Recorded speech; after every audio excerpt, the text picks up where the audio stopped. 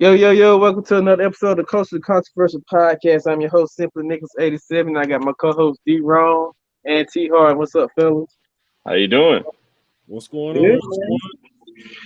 Doing pretty good, man. This is part two of our giveaway. We're gonna do some sports talking and I'm gonna do a couple giveaways as the show goes on.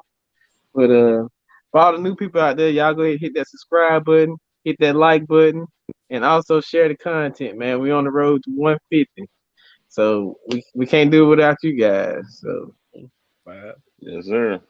150. I'm doing another giveaway at 150. Put it that way. Doing another. What would we be without them, man? What would we be without them? Goddamn, I'm finna do what Oprah did, but I'm not giving you a car. You get a, you get a whatever. You get a whatever. You get whatever. You might get a car. Technically, you could get a car. Waiting for some people to fall up in here. I guess Yep, But anyway, let's get into some sports though. We had some tragic news on the wrestling side of things. I know you heard about it as well, Tyrell. Yeah, beautiful Bobby Eaton, man, from the Midnight Express. Yeah. Passed away at 62. You remember the Midnight Express? They used to feud with the Rock and Roll Express. Originally, Loverboy Dennis Conjury and beautiful Bobby Eaton. Then later on, Sweet Stan Lane and beautiful Bobby Eaton, managed by James E. Cornette. Bobby Eaton, one of the greatest tag team wrestlers of all time, passed away at 62 today, which was sad. And even on another death, which is one that, no disrespect to the Eaton family, but for those of us who are from areas like Waysboro, Rockingham, Laurinburg, and those areas, today in Richmond County, man, they lost their sheriff, James Clemens, man. One thing, and don't get me wrong, all deaths are serious, but one thing about Clemens, he was a trailblazer. I want to make this clear. He was the first Black / African American / person of color to ever be elected and serve as sheriff of Richmond County, and the only one. He was still serving. Died from what I heard was a heart attack this morning. Wasn't terribly old guy either. It's a very sad situation. He's a pioneer. Like I say, we wouldn't have like a Landry Reed as the first Black sheriff in Nance County if a guy like Sheriff Clem hadn't paved the way for him. So we do our junk about the Anson County, Richmond County stuff, but when it comes to something like that, I didn't know him personally, but I know a lot of people who knew him. I know some people who were related to him via marriage. At this very, very sad day in Richmond County. This man was a man who will be forever part of Black history, a part of Richmond County history, and a part of American history in general. The first Black sheriff to ever serve, the first and only Black sheriff to ever serve in Richmond County. We lost him today, so God bless his soul, and let us remember his family and those who were touched and impacted by him. Absolutely. Yeah. Want to get into some. Let's just get right into the basketball talk. As we all know, the I don't know what you call them. I guess we'll call them hype beasts. Let's call them hype beasts. Who are you talking As about? the hype beast Los Angeles Lakers fans. I got to do The bandwagons. the the ones with the big wheels on the bandwagoners. They just came to the Lakers like 2 years ago. Maybe 3. Been there 3 when James got there. Yeah, they weren't there that 6 to 8 year span when we were from 13, and the last Kobe Bryant days and all that when things were really bad, But now we get more. The Lakers are getting more fans than ever now. The fact that we got Westbrook and we have Carmelo Anthony, and I think we got Dwight Howard back. Yeah, I mean, of those you just named, Westbrook is the heavy hitter. Dwight Howard is well past his prime. I mean, a good role player at the center position. Same thing with Carmelo Anthony. I'm sure in Portland, good role player, but both of those guys are past their sell-by date. If they were milk and you drank them, you get sick. Yeah, they're just getting on the train right now. They're just trying to ride the train. People all over the world. Join hands, get on the love train. That's all they do. I mean, if you let the real basketball people tell you that Carmelo, LeBron, finna take over the 99 to 2000. We taking over. And, Nah. Nah, I mean, I'm a Lakers fan. Anybody who knows me knows that, and I want the Lakers to do well. And I think the Lakers are going to have a good team, going to be a viable team as long as LeBron James is healthy. You yeah, can never count them out. But adding Russell Westbrook, I mean, a lot of people there are mixed opinions on Russell Westbrook. I always thought that he's explosive player, a guy who can play. At the same time, he can be erratic, could turn the ball over, and sometimes what I don't like as a point guard, sometimes he doesn't know when to slow the game down and when to pick the tempo up, and that's what causes erratic play. And sometimes, despite all the great things he does, that's what causes him to hurt you sometimes at the most crucial moments because he doesn't have those pure point guard instincts as far as when to slow the game down and when to pick the tempo up. Now, right. I still understand the acquisition. You got to realize you got Anthony Davis who's made of glass. So he's always going to be out probably 25 to 30 games. Yeah. And the last couple of years, LeBron James, who's throughout his career has been very durable, but for whatever reason, when he got with the Lakers, been having a lot of soft tissue issues like the sprained ankles, like the groin injuries. So last year, basically what happened to the Lakers, you had a period of time where James and Davis were out over a month at the same time and fell from the 2nd seed down to the 7th seed. At that point, that ruined any chance of winning the championship. Now, if you have a situation, let's say where Davis is hurt and James is there, now you still got another guy you can go to help James out if Davis is hurt. Or if James is hurt and Davis is there, you still got that 1-2 punch because you're not going to see all three of them that much at the same time because you're going to have the injuries and with James and Davis.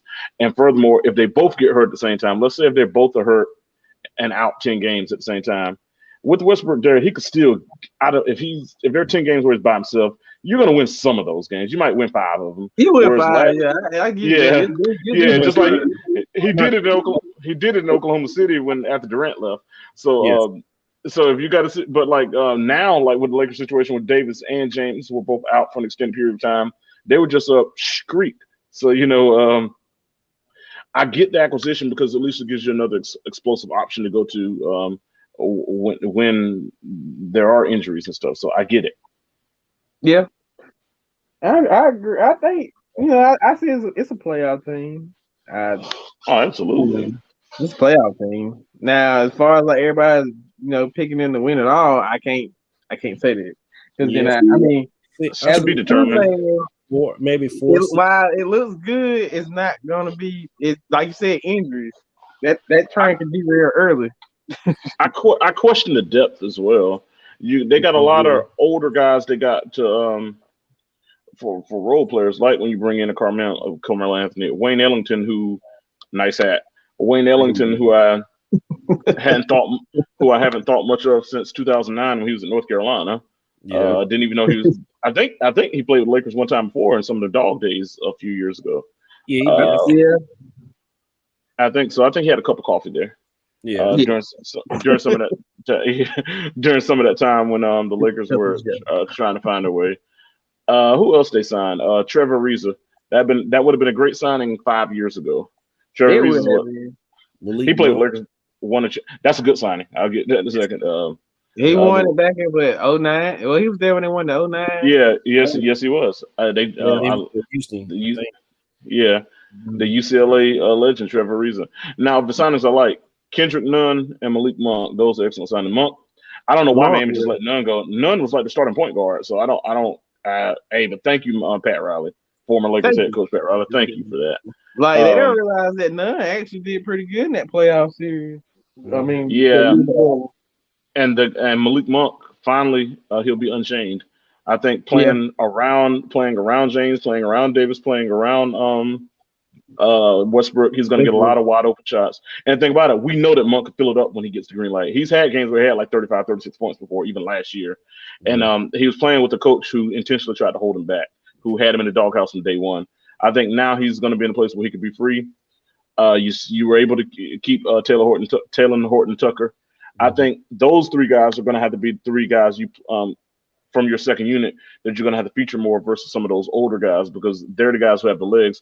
If they try to feature many of those older guys, you're going to run into trouble where, when James and Davis and Westbrook go on the bench, then you're going to have a big drop off, and that's going to force injuries too, because you're going to have your star players having to play too many minutes. So I think they're definitely going to have to feature Malik Monk and Horton Tucker quite a bit instead of those older veterans. So I am concerned if they're trying to rely on those older veterans, because a lot of those guys, I don't know how much juice they have left in the tank, and you can't depend on James Davis Westbrook trying to play 40 minutes, especially when there's durability issues there.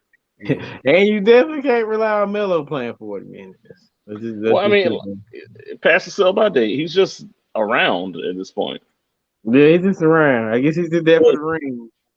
He's that member that hadn't got to the finals yet out of that 03 class. That's just what it is. Yeah.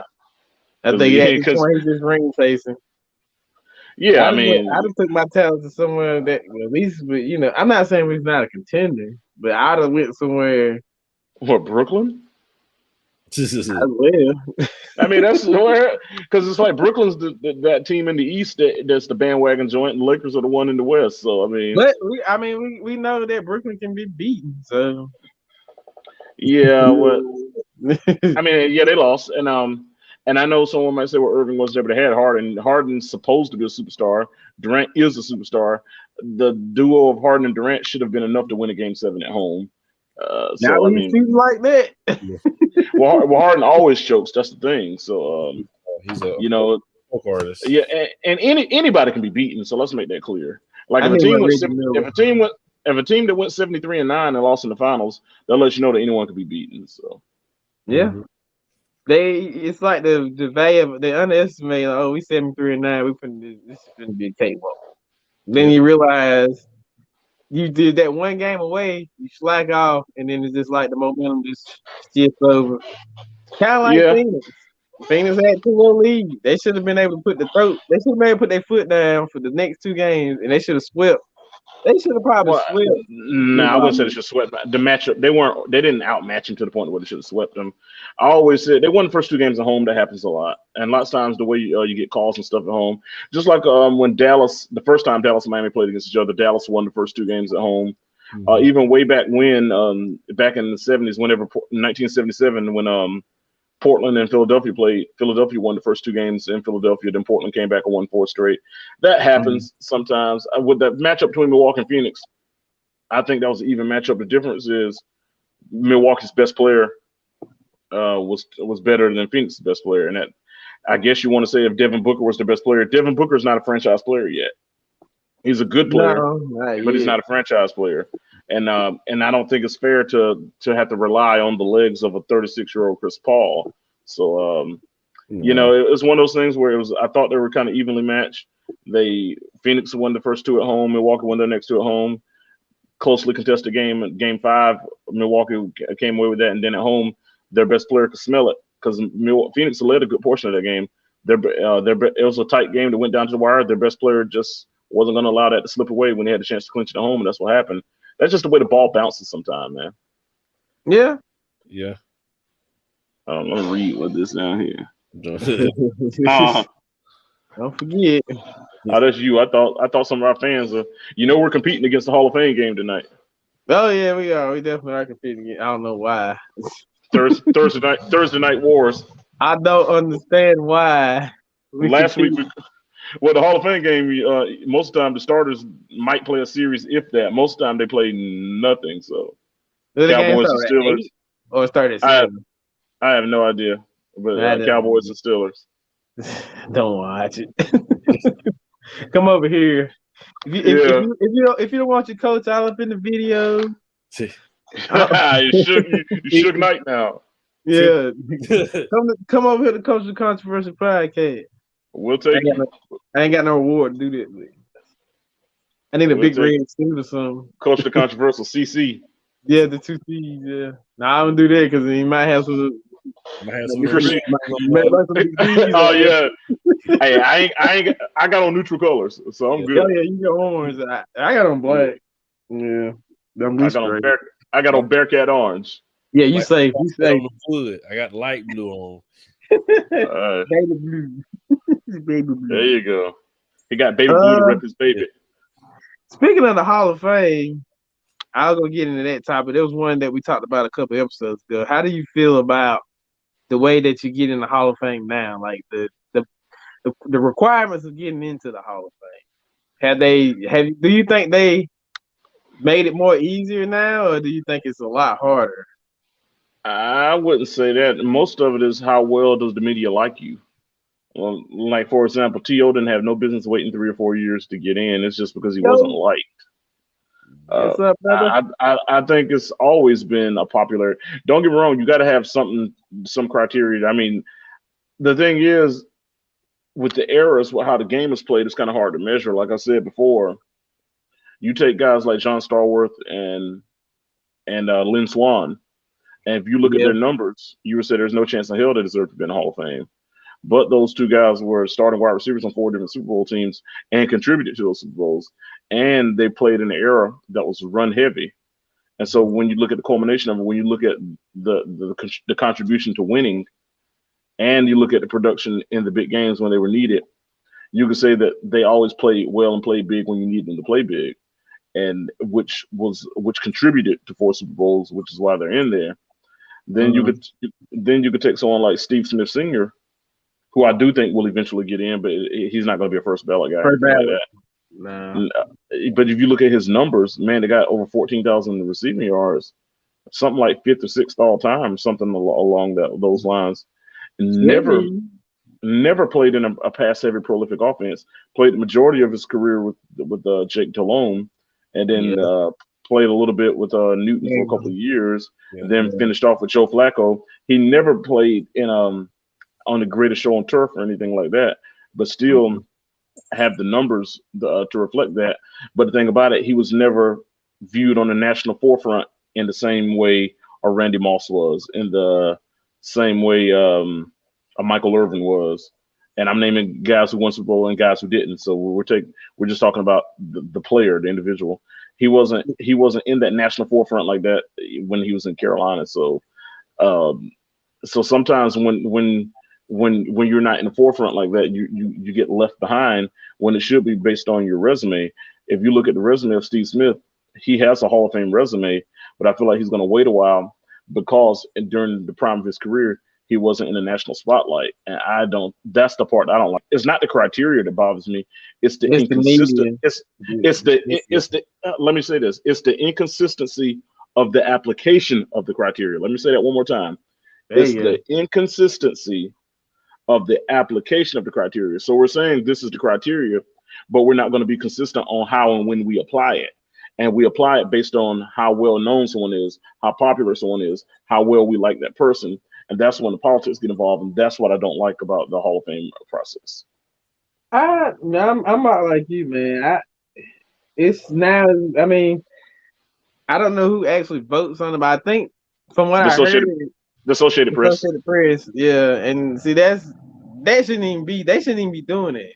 I honestly don't think they should even have nothing to do with the Hall of Fame, like as far as like voting or who gets in and who doesn't. I feel like it should be former players and maybe somebody that was like maybe a former owner or something, possibly. What about what? Oh, sorry, Darren. Go ahead. I feel like even previous Hall of Famers, like get a committee of Hall of Famers, kind of like with like the Heisman. Yeah, like kind of like the Heisman. Yeah, and let them do it that way because I mean, like you said, the media. That's the problem right there. I mean, just to be honest with you. Exactly. But to be fair, if it up until recent years, if it wasn't for the media, we wouldn't even know anything about any of these guys. So historically speaking, the media is who broadcasts the games to you. So without the media, you don't see the games. So I mean, it's kind of hand in hand. What I will say with the Heisman, the way it's done is the Associated Press and former Heisman winners vote on it. So and like the Pro Bowl, at least how it used to be, it was like a three-way thing. 1/3 of the vote come from the fans, 1/3 come from the players, and 1/3 come from the coaches.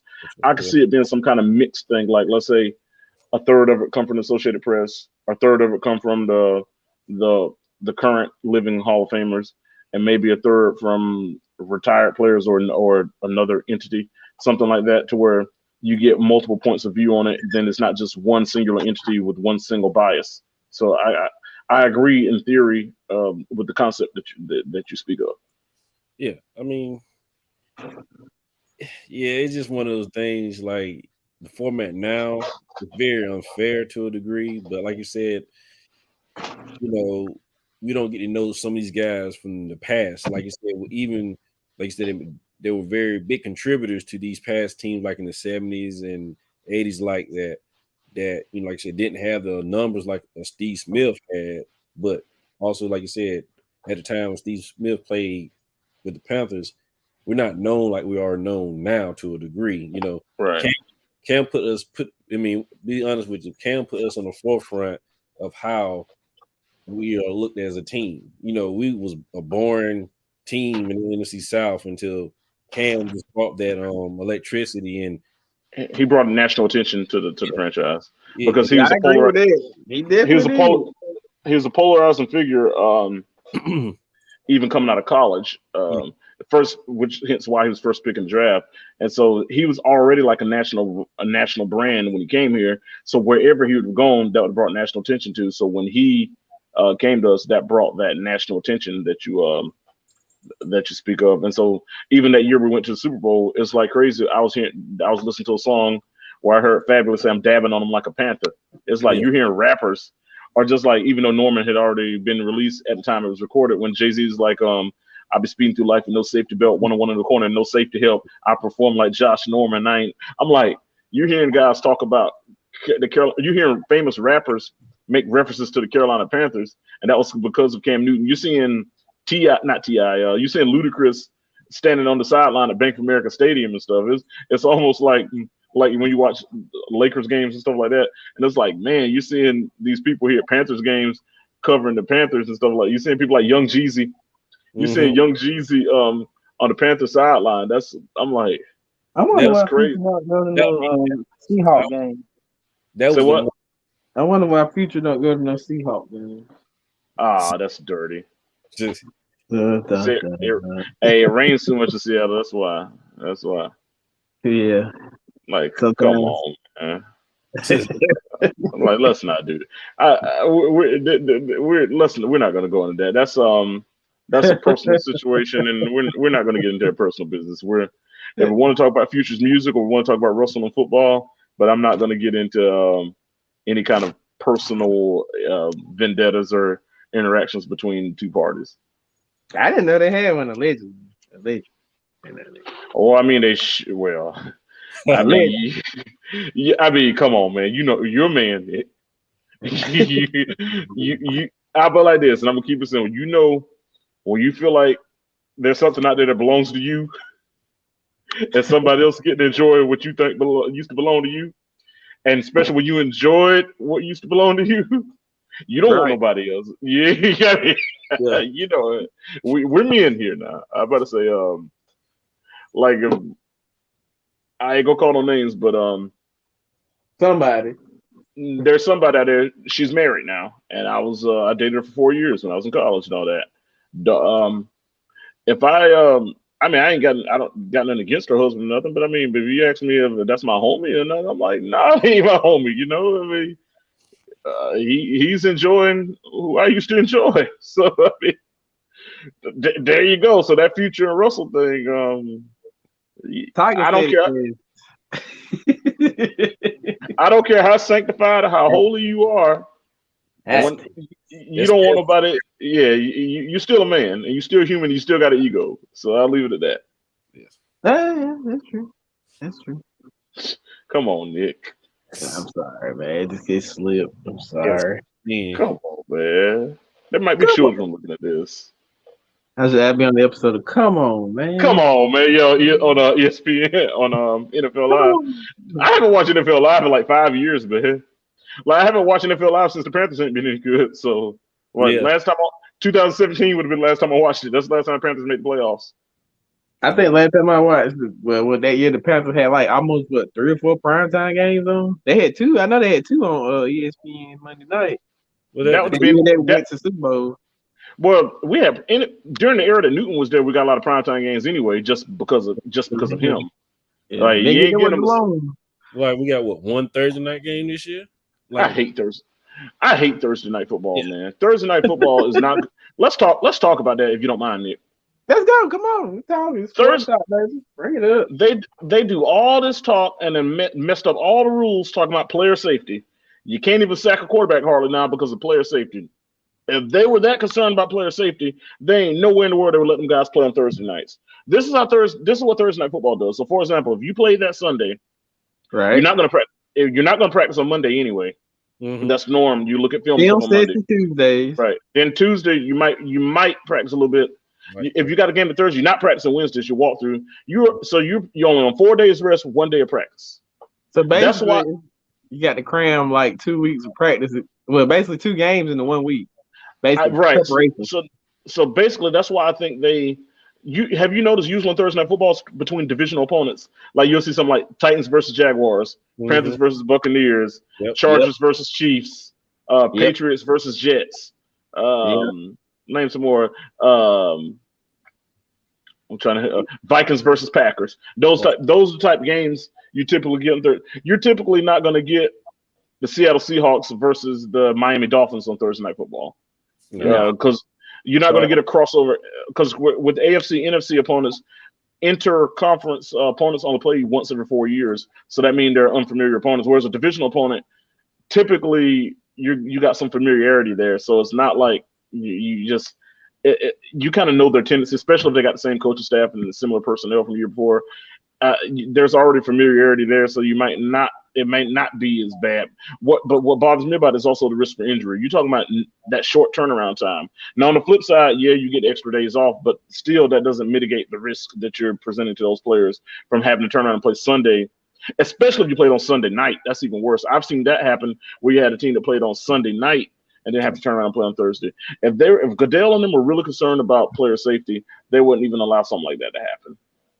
That's true. I think they should get rid of it. I mean, and the games are terrible too. When last time you seen a game just like, oh man, that was a heck of a game? The games are sloppy. Not on Thursday night. Not that I can remember. Usually at halftime, the score is 6-3 or something like that. I mean, and it's not because it's great defense, just because they're sloppy on offense. The quality is poor. Go ahead. It was one game that I can really remember, honestly, probably the Panthers and Patriots game, probably some years back, probably like 2013. That was Monday night. That was on a Monday night. You talking when Luke Kuechly when Luke Kuechly was got away with that pass interference at the end of the game? Yeah, that was on a Monday. I could tell you when that game was. That game was November 8, 2013. The reason why I know is because Big E won the Intercontinental title that same night on Monday Night Raw, and that was November 8, 2013. Panthers won that game 24-20. Yeah, that was that's well, that pretty much. Dang it, Luke. Tonight's the worst for NFL.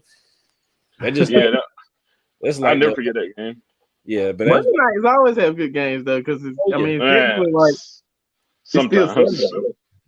Well, sometimes. Sometimes. They had more than Thursday nights. Thursday nights is bad. Thursday night football is awful. It's just like I'd rather for them to play. Well, not even that. I just wish they got rid of it. To be honest with you. And it's all about money. I mean, that's what it's all about. Is more commercials, more sponsorships. You got that, and then you got like teams like Jacksonville Jaguars who are never on national TV. A lot of times they get their opportunity like a Thursday night football to play in front of the national audience. Like back when they had Blake Bortles and when they were decent, when they had Bortles and Fournette and Ramsey. Yeah, when they had that team that went to the AFC Championship game, they had like a game against Tennessee on Thursday night that year. That was the only national televised game they had. So for franchises like that who rarely get the opportunity to play on national TV, it gives them opportunity. But to me, I think they'd rather have their health and be able to keep their team healthy to make a stretch run versus getting an opportunity to play in front of an audience on a Thursday night. Yeah. Sunday night games. Sunday night games. Sunday night, I like Sunday night football because I like Sunday when the Panthers win during the daytime. I love Sunday night football. The Panthers lose early that day, I ain't watching. That's good. It's weird because when the Panthers win, especially when they had good teams, when Newton and with them there, when they made like playoffs 4 out of 5 years, but during that stretch run, man, when the Panthers win on Sunday afternoon, it's like I'm in a good mood. So I'm gonna kick back, watch some Sunday night football. When the Panthers would lose, I'm like, I wouldn't even watch the 4 o'clock game when the Panthers lost. Oh yeah, it's like I was already like the Panthers lose. I mean, that shot my day. That like I ain't want to do nothing else. I don't want to watch no football. I don't even want to see no highlights. I don't want to see nothing. Yeah, and like last year, I definitely won't watch it with them empty stadiums. You want a God heaven soul up in them stadiums, and I'm sitting there watching them pump in fake noise and stuff. It was like, ugh. You looking on Monday night? Like, I remember the Jets and the Patriots were playing on a Monday night at it was in New York or New Jersey, but you know what I mean. At Giant Stadium or MetLife Stadium or whatever. That thing was all you saw them green seats out there, and they were pumping in crowd noise, and I was like, I can't watch this. But how do y'all feel about the international games that they play? I think it's like Monday night. Them international games, they come on like Sunday morning here because it'd be like afternoon over there in London. Man, that'd be weird. Game be the only one that actually comes on at a night, Sunday night. Yeah, that's Monday night. My bad, but I can't stand them London games. I remember the Panthers played the Buccaneers on. The only time I liked was when the Panthers and Buccaneers played. I got to watch the Panthers at 9 in the morning, so it's like I woke up in that morning and watched the game. I was like, man, I ain't got to wait. Because you know that feeling like when you're having to wait and it's like 1 o'clock, it just takes forever for 1 o'clock to get there. It's like, dude, I'll be sitting in church looking at the clock in the back, like, come on, like, let's get here. Come on, Rev. We got football. Nah, my pastor football fan anyway, so he's a Cowboy fan. It's funny. I told him one time. I said one thing about you, man. I said you're a God called man. You're an anointed man. I said, but even God's man ain't perfect, and that shows you. He's God's man, but he's a Cowboy fan. And I told him that. I said, I guess even God's man ain't perfect. And that's a prime example. Damn. That takes credibility from everybody. Oh, yeah, man, you're really cool, man. I like the Cowboys. Oh, man. Oh, man. They're just like, that's like when you meet a girl and you're feeling her and then she tell you she like the Boston Celtics. You're like, oh. Unfortunately, I'm engaged to a Boston Celtics fan. I pray for you, then, man. I pray for you. Yeah, we have it out. When y'all getting married anyway, man? Next October. Like 2022? Yeah. All right. Next October. All right. You won't need no mask. Won't need no mask by then. Well, we hope not. Hey, I'm speaking that too. I ain't hoping. I'm declaring. There we go. That's it. I ain't hoping for nothing. I'm declaring. It is written. It shall come to pass. We ain't hoping for a thing around here. Praise the Lord. Let's make that clear. We don't hope around here. We know. I'm about to say our faith is bigger than that. Yeah, hope. We live off hope. I'm like hope, luck, and all that stuff. We don't deal with that around here. Not around these parts. Not on this side of Charlotte. Not on this side of Charlotte.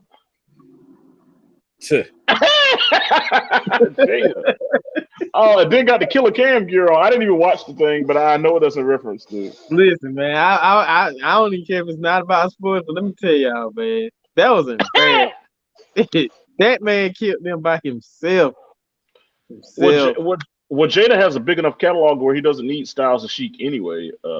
No disrespect to Sheik Luch, no disrespect to Styles, but Jada has his own cat. Jada could have gone you could have just made Jada versus Cam or something.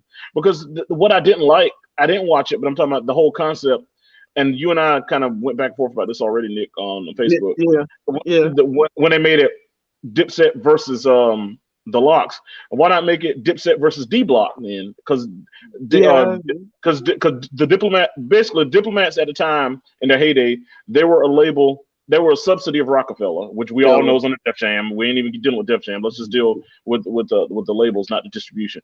So they were a label within a label. That was Cam's label, and they were under Def Jam. D Block was like Jada, Styles and Sheik's thing, and they were under Rough Riders, which of course under Def Jam as well.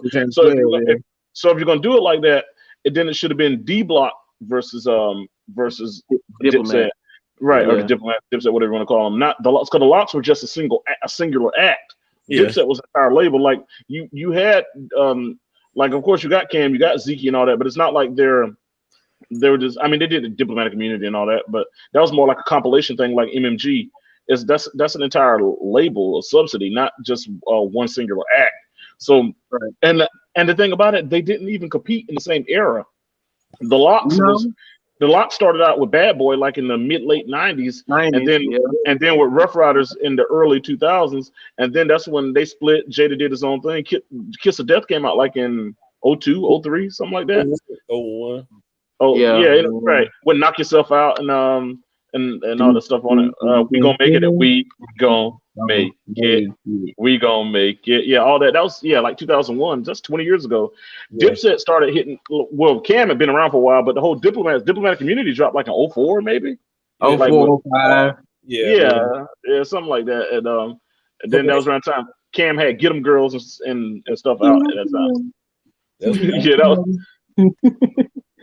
What he said? He said, "I get how that song Get 'Em Girl start out with the dumbest line. Let me do it. What he said? He said, "I get the boosters boosting, I get computers peeping, y'all get shot at. Call me, I do the shooting, I do the recruiting." I'm like, come on, man, that's horrible. The thing, like before the Confessions of what was the first album? That was back in '97. The one with horse and carriage and stuff on it. With the horse and carriage. Yeah. Style from that. Started rapping like that. It was kind of weird, but I mean that sound it spread it though, man. When the Dipset came out with, he came out with that, and then Dipset. I mean, they had a little following, So yeah, a lot of it was because stylistically with the pink minks and stuff like that. It was more of a. There were more. It wasn't they were great musically. They were more of a cultural phenomenon, like with the fashion statements. It's like they did their presentation was different because you got these masculine men running around with pink and mink and all that stuff on, and I think it was more of the cultural statement they made. But their platform was created by their music, but their music itself. Because if you listen to Diplomatic Community, it's just not bad stuff, but it's just a bunch of samples. It's like Built the City. That's an old rock song by Starship. We built this city, yes, and they just sampled it and made a rap song out of it. I mean, and the song ain't even got nothing to do about building the city. We built this city on rock and roll. Yeah, let me ask you this question. This is just I'm gonna get both of y'all opinion on it. Go ahead. Do y'all think Jada should be in that top? However they put the top 10 rappers of all time, should Jada be in that list? I like Jada, but I have to go through some other people.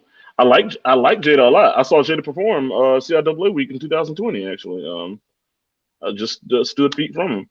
I love his music. I love him lyrically. I love his albums. But when we're saying top 10, I'm like, well, so who are we putting him ahead of? I don't know if I'm asking you.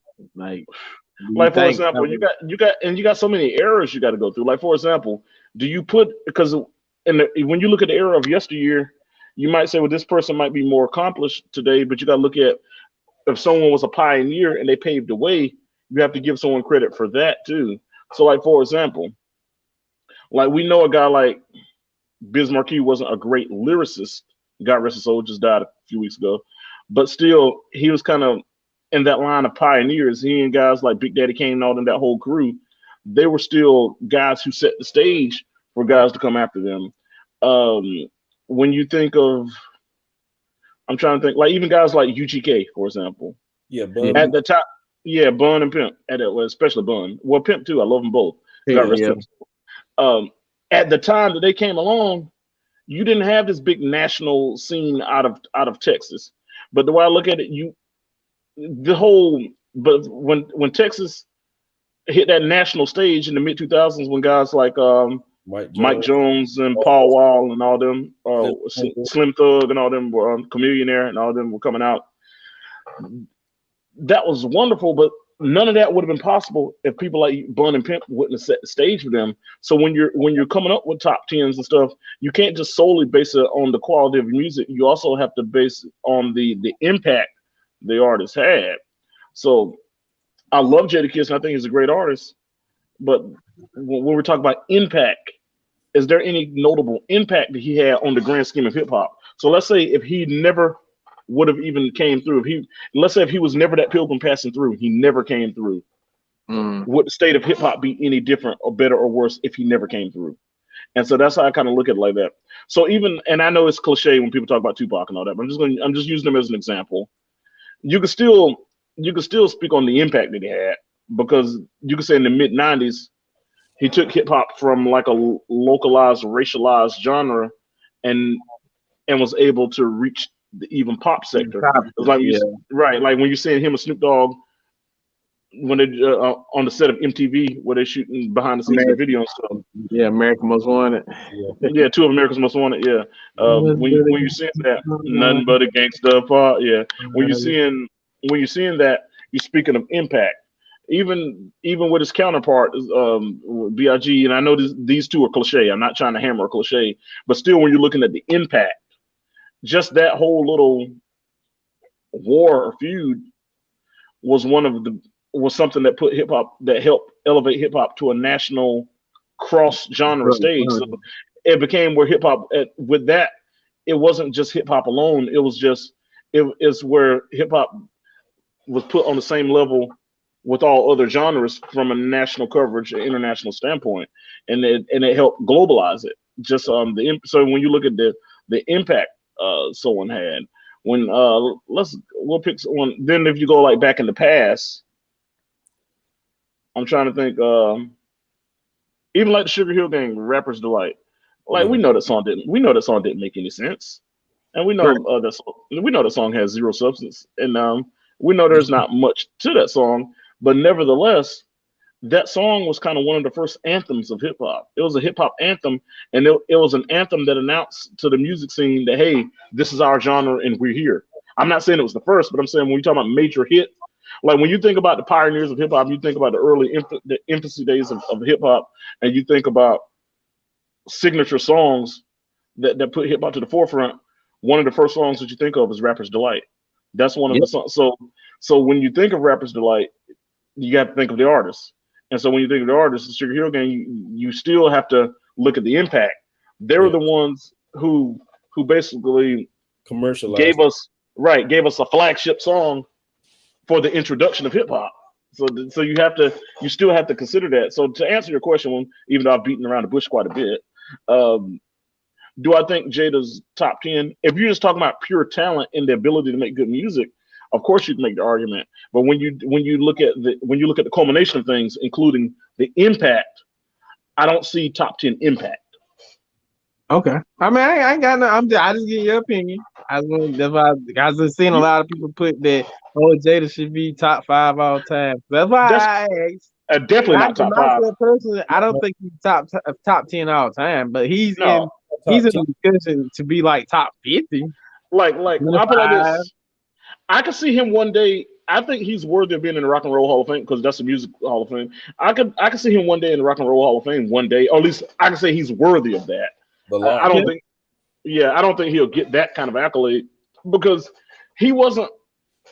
Even though I think he's great, his greatness, I don't think reached enough people. His audience wasn't big enough. I'll never forget when 50 Cent said this, and I know 50's a jerk, but he said this on an interview with MTV when they asked him, like, does he worry about the backlash of dissing guys like Fat Joe and Jadakiss? And you know what he said? I'm gonna say it just like 50. He said, "Come on, man, we talking about Fat Joe and Jadakiss." Like, we talking like he said, "Man, you go over the world right now, man. You ask, they're like people right now who don't even know who those cats are, man. Like you go ask someone about Fat Joe and Jadakiss, man, don't even know who they are." He's like, but you ask them about 50 Cent, like all over the world, man, you know me. So it's like, no, I ain't worried about them cats, man. People already know who they are. So, and that sounds like 52. So that's even though I love Jada, like, let me tell you, you remember 50 Cent and Piggy Bank? He said, don't F with me, Jada, especially if you want to eat, because I'll do your butt like Jay did Mobb Deep. In New York, they like your vocals, but dude, that's just New York, so your butt is local. His audience, he didn't reach a big enough audience in his era to say that he's top 5. That doesn't take away from his talent. His talent's undeniable. But when you're saying anytime you're talking about greatest or one of the greatest of all time, when you're coming up with lists, there has to be an impact you made. Just like with basketball, football, and everything else. It's not just like, for example, you look at World B. Free, the basketball player World B. Free. If you look at his numbers, he got Hall of Fame numbers, but World B. Free ain't in nobody's Hall of Fame because World B. Free didn't have any impact on the game. He just put up numbers.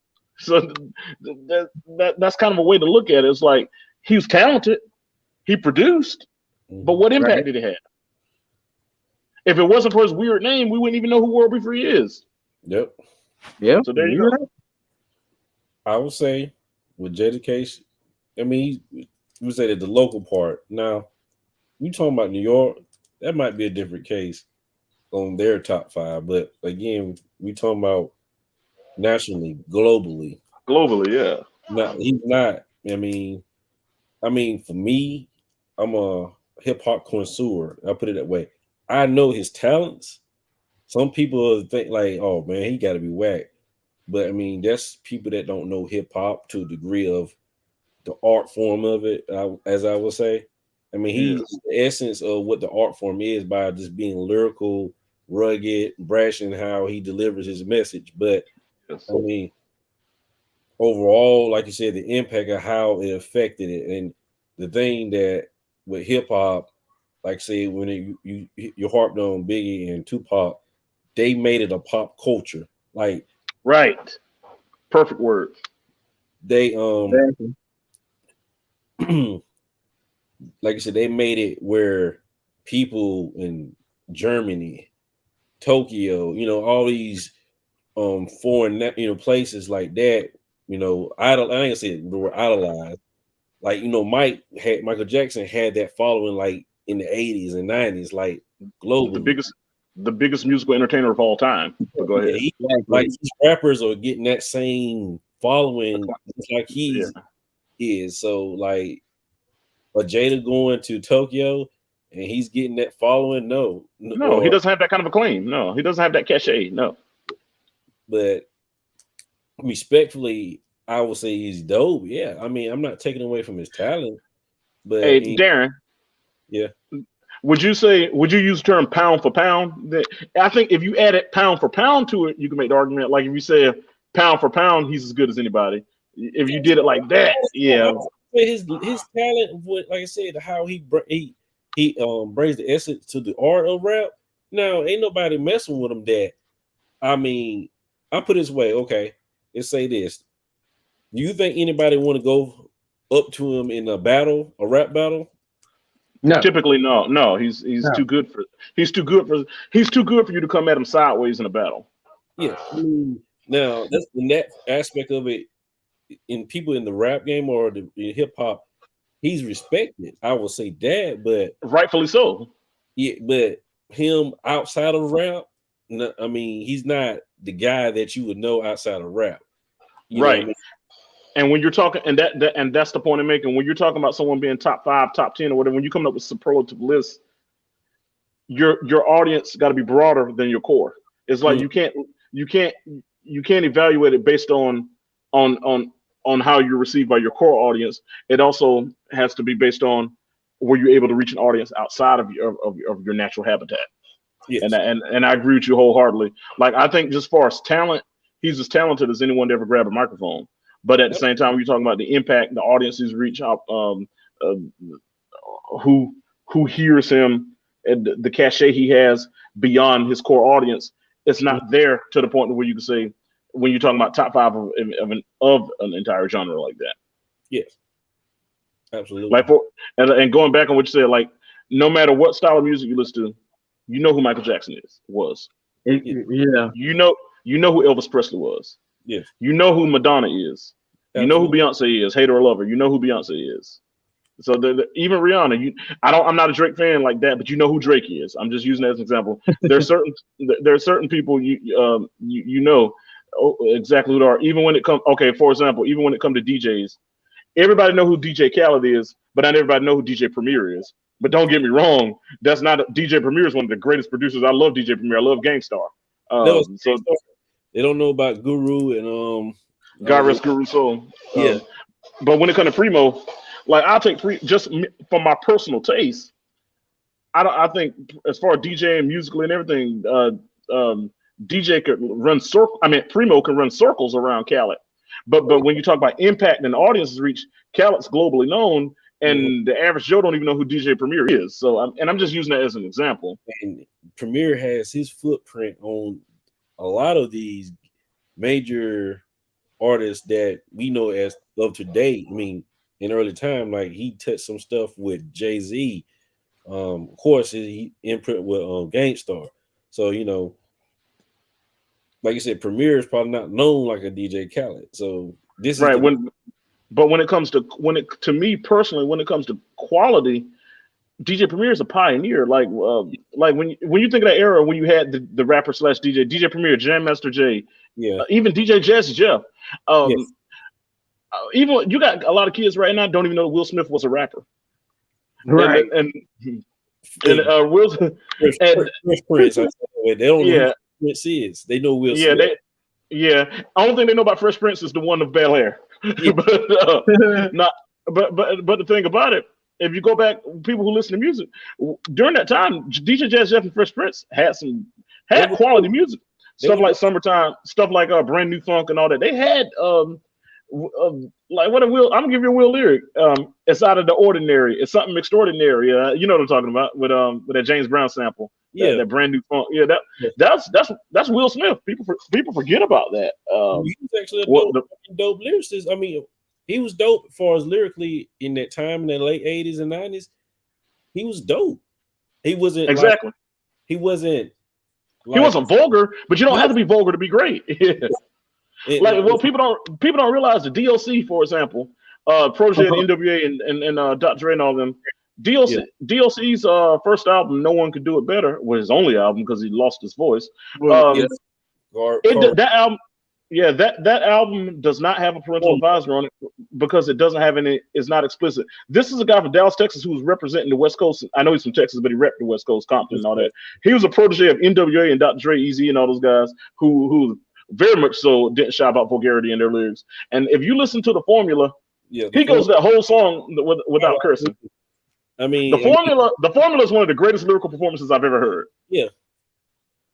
I mean, if he could have had his career without that accident, I mean, DLC was probably he could have been the greatest. He had, to me, this was in 1989 when he had a modern day flow. Just imagine what he could have become. And he still ghostwrites for people like Snoop and stuff now. But just imagine what he could have been. And out of all things that could have happened to you, that's to let you know that just must have been God's plan for him to be a rapper. Because I'm like, out of all the things that you could have got hurt in a wreck, a rapper gets his voice box crushed. Like ran into a mailbox and the lumber crushed him in the throat. I'm like, you didn't get paralyzed, you didn't lose your leg like the guy from Goody Mob, who lost his leg. Instead, your vocal cords got crushed. I'm like, of all the things that could have happened and the odds of that happening, that's what happened to him. Yeah, that's kind of freaky, in the sense of what you looking like, man, like bad as that wreck was, and that was your, how can I say it? That was the damage that, I guess your handicap that comes from that, Yeah. Right. The thing that he depends on the most to make a living is what he lost. Yeah. At least like the guy from Goody Mob lost his leg. You can still rap without your leg. Yeah. Kenny Pendergrass got paralyzed. You can still sing without being able to walk. Yeah. But this guy here lost his voice. Yep. The thing that made him. Yeah. I remember dude once told me that DLC was irrelevant. I'm like, what? Like, go back and listen to Nobody Does It Better. Listen to the formula. Listen to Is It Funky Enough? Listen to the formula. Listen to that Marvin Gaye beat. DLC high energy, no, with the wisdom, sense of a rich man, knowledge and the rhythm. Yeah, I know what you're talking about. All together better with a style. Nervous for a second, something. DLC being in position Snoop would have been in. That's my opinion. If he could have, flourished in his career before that. Better rapper than Snoop, hands down. Yeah. That's why I write for him now. Sometimes Snoop in his early days, I thought was a very good rapper. I think Snoop was a person who realized that the money wasn't to be made being a great rapper. The money was to be made being a great entertainer. And I think when Snoop got a little older and wise after he beat them charges and stuff, I think after Pac got killed and all that stuff, he went through his little phase with No Limit Soldiers and all that. And I think when he came out of that under the realization that the money is to be made being an entertainer, not necessarily a rapper. And he kind of morphed from a West Coast gangster rapper into a global entertainer. So the Absolutely. focus was and it worked for him. The focus was on being that entertainer, and that's where you saw the quality of his lyrics drop off. Because if you listen to him back in the day, like if you listen to the songs he rap on the Chronic on that Dr. Dre album, Yeah. yeah, and listen. But now when you listen to him, it's almost just like he's being lazy. But that's because he realizes that being a great lyricist isn't where the money is made. If that's the case, then a guy like Papoose would be a billionaire. So Exactly. and he's a relative. And that's a great example. Yeah, Cassidy's even better example. But yeah, my point is, and most of the time, the greatest lyricists aren't the most influential. Like AZ, with no J on this one. Like AZ from the Firm. Oh, yeah. AZ, Yeah. like Sugar Hill. If you Yeah. go back and listen to that, my mind gets blown every time I listen to Sugar Hill. I'm trying to see if I can quote some lyrics from it. When he said, if all men are created equal, Yeah. then why is native people find it harder for nights to sleep through? But we're well established. We live in lucky, live in lavish, like the House of Versailles in Paris. How God, he flowed in that though. He was just like that. yeah, That was just like effortless. But yeah. Listen, Well, he's like on time. He said I on tell you times. another. And times I window watch outside the Marriott, searching for co-ops, and I'm like, good God. Listen, I'll tell you another group that deserves them flowers. Well, just a group, in my opinion, that deserves their flowers, and that'd be a tribe. The Tribe Called Quest? Yeah, Absolutely. But I they think deserve Tribe it. Called Quest, I think they get their due. they do. They get their due Some to people don't give them that due, man. I hate that. That was a Q-Tip. good group. A lot of people don't know Q-Tip was a perfectionist because he did Yep. kind of like behind the scenes of a lot of their production, Yeah. engineering. But Fife Dog was my dude on Tribe, man. That dude, the 5 foot assassin, they used to call him. That dude was dope. Tribe do get their flowers, but then again, this is kind of like Most New York guys get their flowers because, yeah, but it's the Southern guys don't get their flowers, and the West Coast guys don't get their flowers. New York guys get theirs. like Right.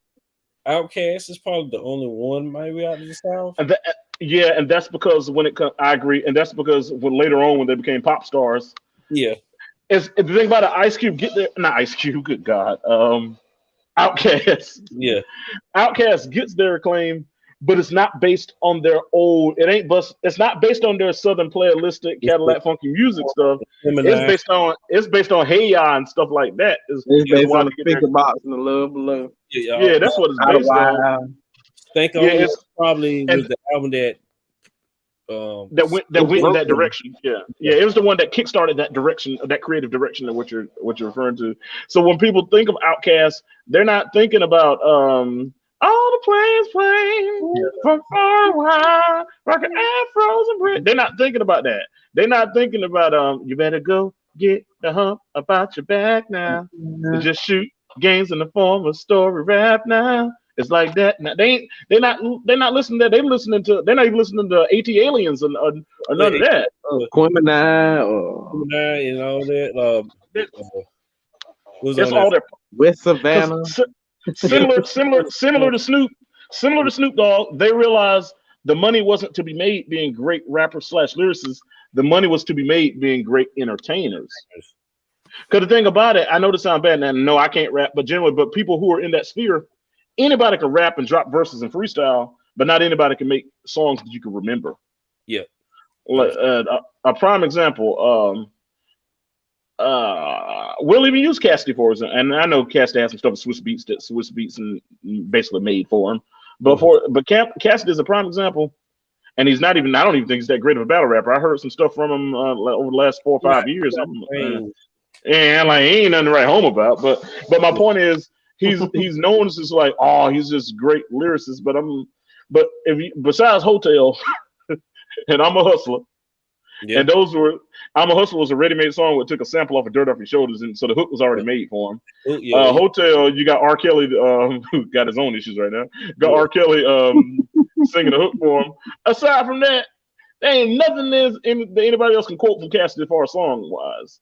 That's because Cassidy is not a guy who's a song maker. Cassidy just bears the name of being just a rapper. So back to the Papoose argument. They were all Papoose. Oh, yo, that Papoose, he the truth. This and that. I'm like, name a song about Papoose. except the alphabet song, that the only thing that people can go back to, and not what I even say it was a song, it was more of a freestyle, but that's the only thing to go back to and give his notoriety of being dope. I mean, of course, I heard other stuff that was dope, but again, like you said, name something that is played on the radio that everybody knows from Papoose. Some for the radio. Got to do it, man. He just died, so I'm talking about Biz Markie. So that song there. And speaking of, and that goes back to it. Biz Markie was not nothing special as an MC at all, but he knew how to make songs. Absolutely. And the songs that you could remember, and songs that you could, it's almost like singing a lullaby. You could just run right through them. Like, right. Not just I ain't talking about just a friend. I'm talking about stuff like Spring Again. Like when he's like, they love drug dealers and four wheelers and all that.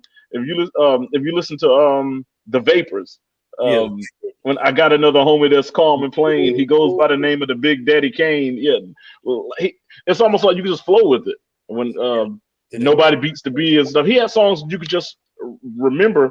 And even a guy like Slick Rick in his heyday. Yeah, Slick Rick's another guy. Teenage Love Affair. Oh man, what's my favorite one? I can't think of it. He was telling the story. I like Teenage Love. The children's story, which I'm talking about.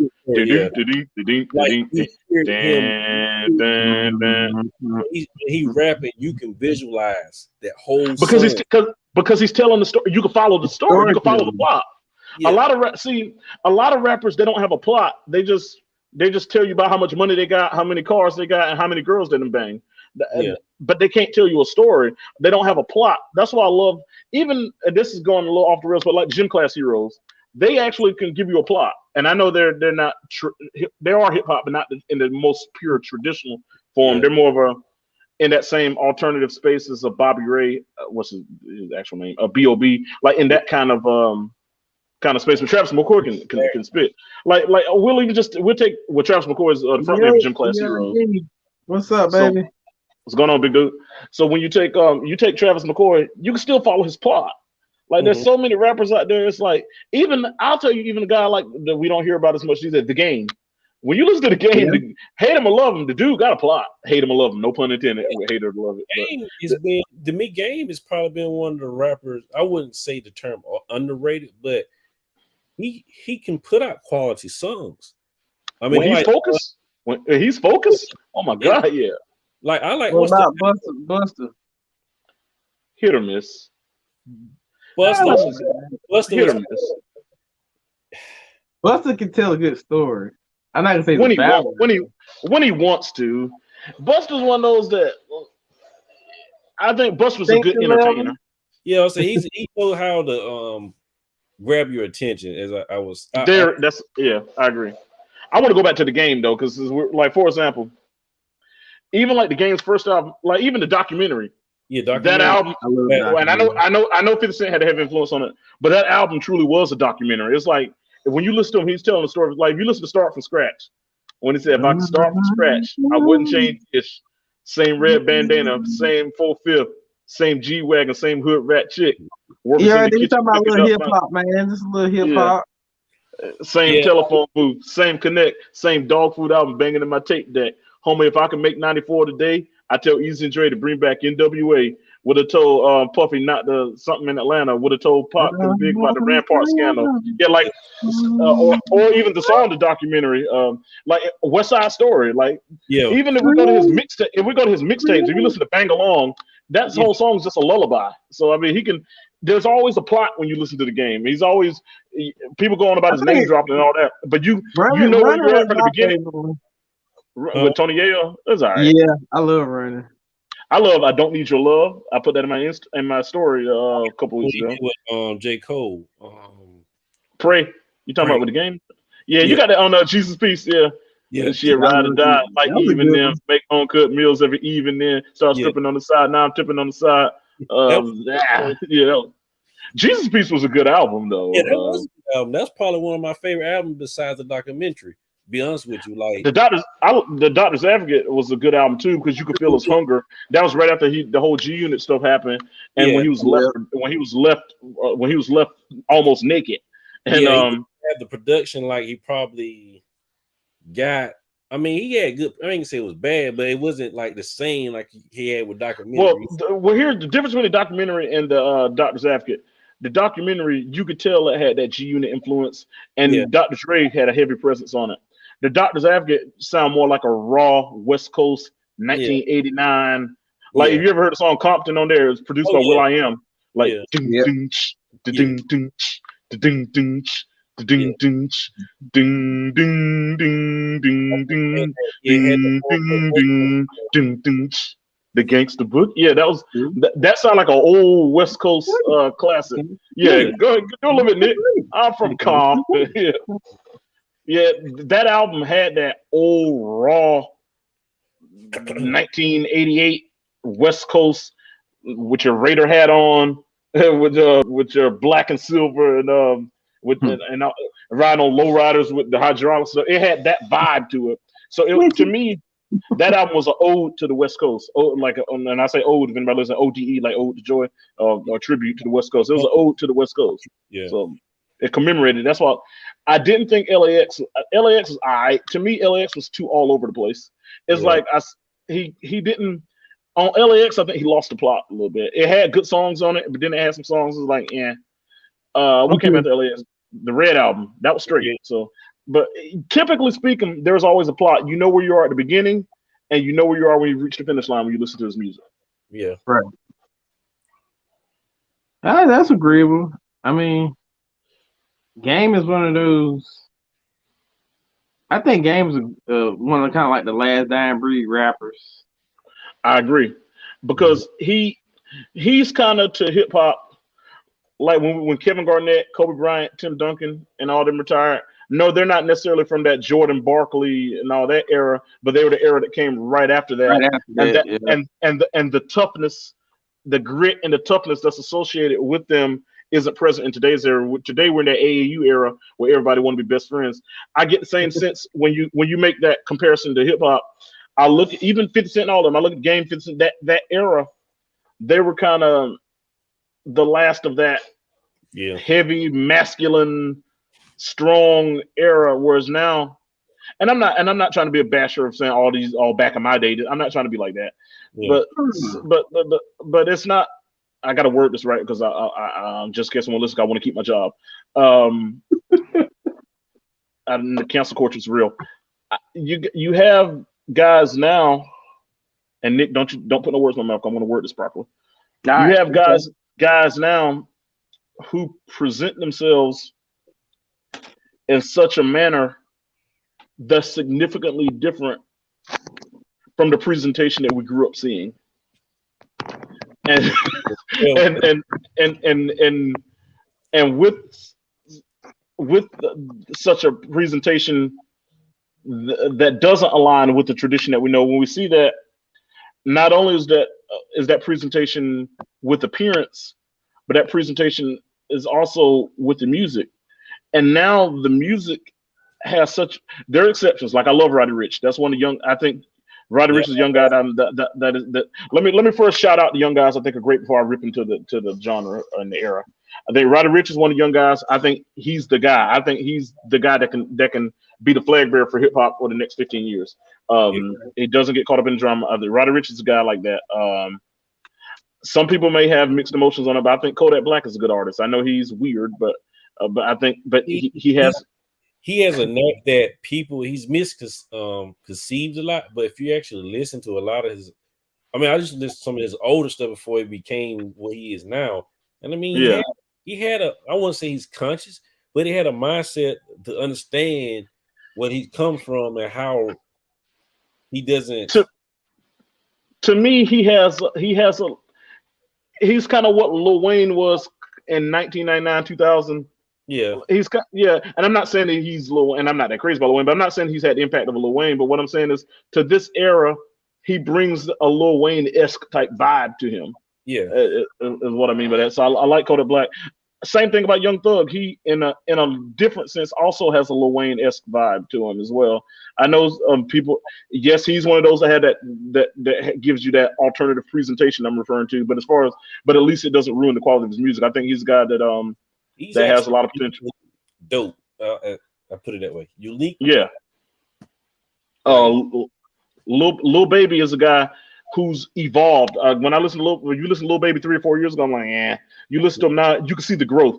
Like, I'm not saying that he's the best in the world, but you can see the exponential growth of Lil Baby. you can hear. I mean, you can feel it Yeah, when he raps now. It's more like I can feel what he's wanting to. yeah, It's not like yeah. he. It's not gibberish. It's substance. And Yeah, the last one I'm gonna shout out, and it's only because of local bias. And I'm not condoning anything that he said, but since we're talking about babies, I can't mention a baby without mentioning the baby. yeah. One thing I want to say about the baby, some points of constructive criticism. Shut the f up about what happened at that Walmart. Like, we don't know what happened. We weren't there. The police investigated it. They said it was self-defense. So you move on from it. Move on from it and quit talking about it. You killed somebody, and whether it was self-defense or not, you killed somebody and you didn't go to jail for it. Quit bragging about it. The guy got family. The guy that you killed still got family here in Charlotte. I know his aunt, the deceased aunt or whatever. Not like that, but I've partied with her and stuff. Like, just leave that alone. Like, that happened. Keep a low profile, man. Quit talking about that. Another thing I'll say about him with the things that he's been canceled for now. Granted, I want to say I don't condone what he said. What he said was unnecessary to say, and I don't believe in spreading hate towards any group.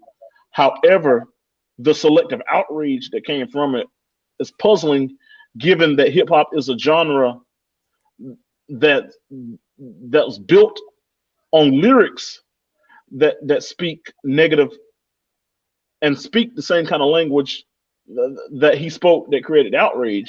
What I mean by that, like, if you listen to some old Eminem songs and stuff, that kind of language is prevalent. Even in 2013 on J. Cole's Born Sinner, on the first track on the album, Yeah, he used yeah. I ain't gonna yeah, say. and then he uses a word Yeah, that we don't now that we no longer that's no yeah. longer accepted in American vernacular. It is. But yeah, okay, oh yeah. When I say okay, yeah, you know exactly. You know, and you remember that sometimes I rhyme like Hov, sometimes you know that song I'm talking about. Go back Yeah. to Go DJ by Lil Wayne. Yeah, Something. even Tyler the Creator, Yeah, who himself, and I'm not knocking Tyler the Creator for whatever he practices or whatever, but Tyler the Creator is a guy who sometimes have admitted that he's delved into into a variety of things socially and relationship wise, and you notice how clean I'm how clean I can make this. I was an English major, so I can play with words a little bit. When you listen, even Tyler the Creator use that what would be hurtful language to anybody who's impacted by it. He even used that language frequently, despite his own close affiliation with the community that would be insulted by that. exactly. So my point is, The Funk Master Flex freestyle. Nah, we're gonna talk about yeah, but I'm talking about even modern era stuff. I'm not even going back to 20 years ago, because you could say He goes because one side, and then he says like he's this, and then but insults. Well, I don't want to use that word, but he kind of saying he's kind of like he jumping the fence. yeah. So my problem is, now granted, and I mentioned the Eminem stuff later, and you talking about the Funk Master Flex stuff. Now granted, we know that 20 years ago that we lived in a society where what was acceptable is different then from what's acceptable now. So it's kind of hard to judge something today. It's kind of hard to judge something that happened yesterday on today's standards. But even like with the J. Cole album, that's recent. The Tyler, I mean, when I say recent, within the last decade, even the who I just mentioned, Tyler the Creator, people like that, and just constantly throughout hip hop from then to now. Even God rest his soul, DMX just died. I remember and where the hood at when he said about cats doing this with the same, and I show no love to those. Yeah, Word I'm not going to say thugs and stuff.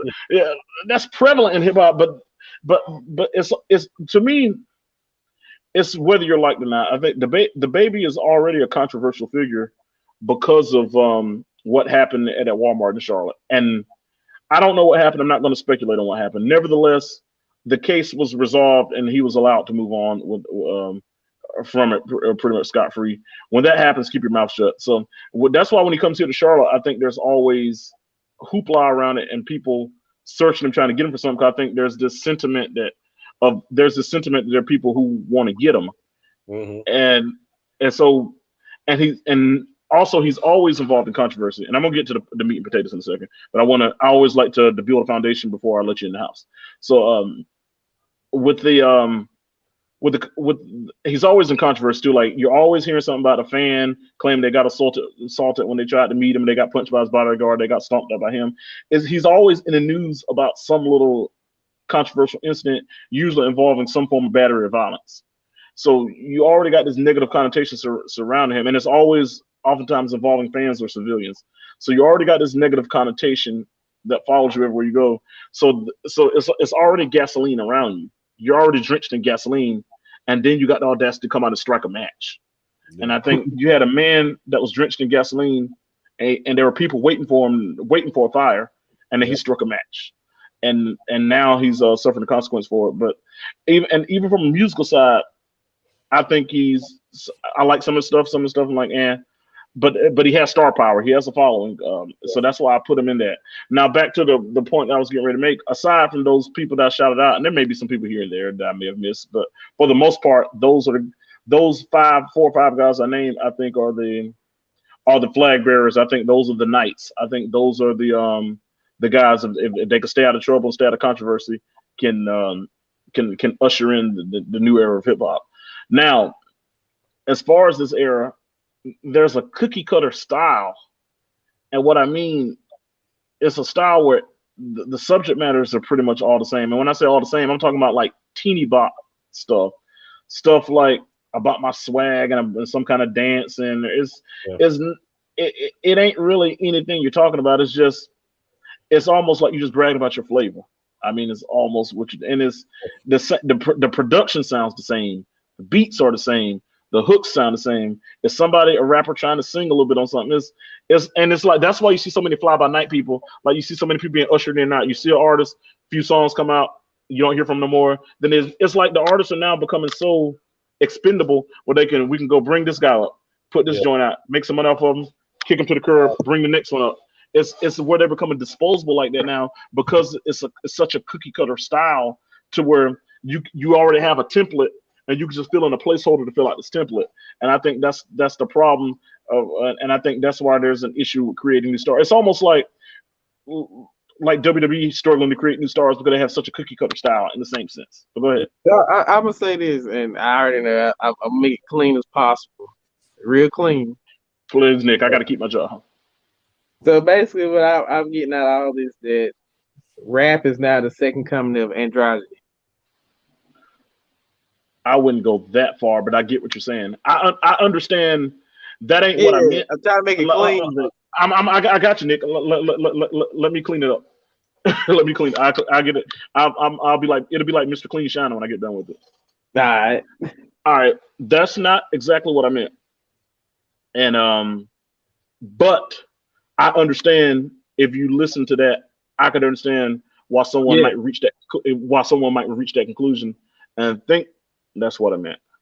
First of all, I'm not saying that hip hop is equal to androgyny. And for the record, to keep this clean, I want everyone to know I don't care about anyone's androgyny or anyone's orientation or how anyone chooses to live or who they love. So I want to make it clear. It's your business how you live your life. I'm not here to tell you how to live it. At the end of the day, I feel like I answer God for me. You answer God for you. And if God made you, he'll be the one to determine if what you're doing is right or wrong, not me. And I'm not getting into that either way. I try to live my life, live the way that God will have me to live, and answer to him for myself. And for anyone else, anything else anyone else do, that's between them and God, and it's their life. And so I'm not getting into that. But no, I'm not saying that hip hop is the equivalent to androgyny. What I'm saying is that in hip hop, the presentation, and I don't even want to use the word. I don't even want to say they're trying to emasculate the presentation. I think they're trying to create this universal presentation, this one size fit all presentation, where there's an element of the presentation that everyone can relate to. But the thing about it, you're not going to be able to please everybody. But I think I think they're trying to come up with this universal. Even the presentation's cookie cutter. I think they're trying to come up with a template where this is a presentation that everybody can like and relate to. And I think. Go ahead, Darren. No. Well, go ahead, finish your point. I thought you was about done. My bad. No, you're good. I was gonna say, and that I think that form, that presentation, I think is what might have someone thinking that it's androgyny when it's not necessarily androgyny. Right. Is that we're trying to be. It's trying to be. I think it's the attempt to have universal inclusion to where you're trying to fit every component into one package. There we Yeah. go. Yeah, there it is. Okay. Hey, Yeah. okay, now what is pop culture? Pop culture is kind of like what pretty much the kind of like the okay, just like you know how you used to do the little circle, the compare and contrast. You have Yeah, a Venn diagram. the Venn diagram. You Yeah. have the two circles, and then the two circles interlap. Yeah. Right. So with hip hop, rock and roll, in the last years, seeing how a lot of things have meshed. I think musically, what we're about to see is all the sounds try to be clashed all in one. Prime example, and again, nothing towards any Yes. Yeah, nothing. You're not saying anything with the intention of insulting any particular group or right. You're just talking strictly from a musical standpoint of how it's presented. I got you. live Lil Nas X when he came out with Old Town Road. Think about how impactful that was not only for hip hop, country that probably was one of the most popular songs on the country aspect, but Yep. pop in, for the pop side of a pop culture, that was kind of more one of the most universal songs that you might hear on urban country or any like top 20 radio in the Right. country. So Because just like the virus, the sounds are mutating to become one sound. yeah, And I don't mean to cut you off, but you know who the biggest loser in all of this is? R&B.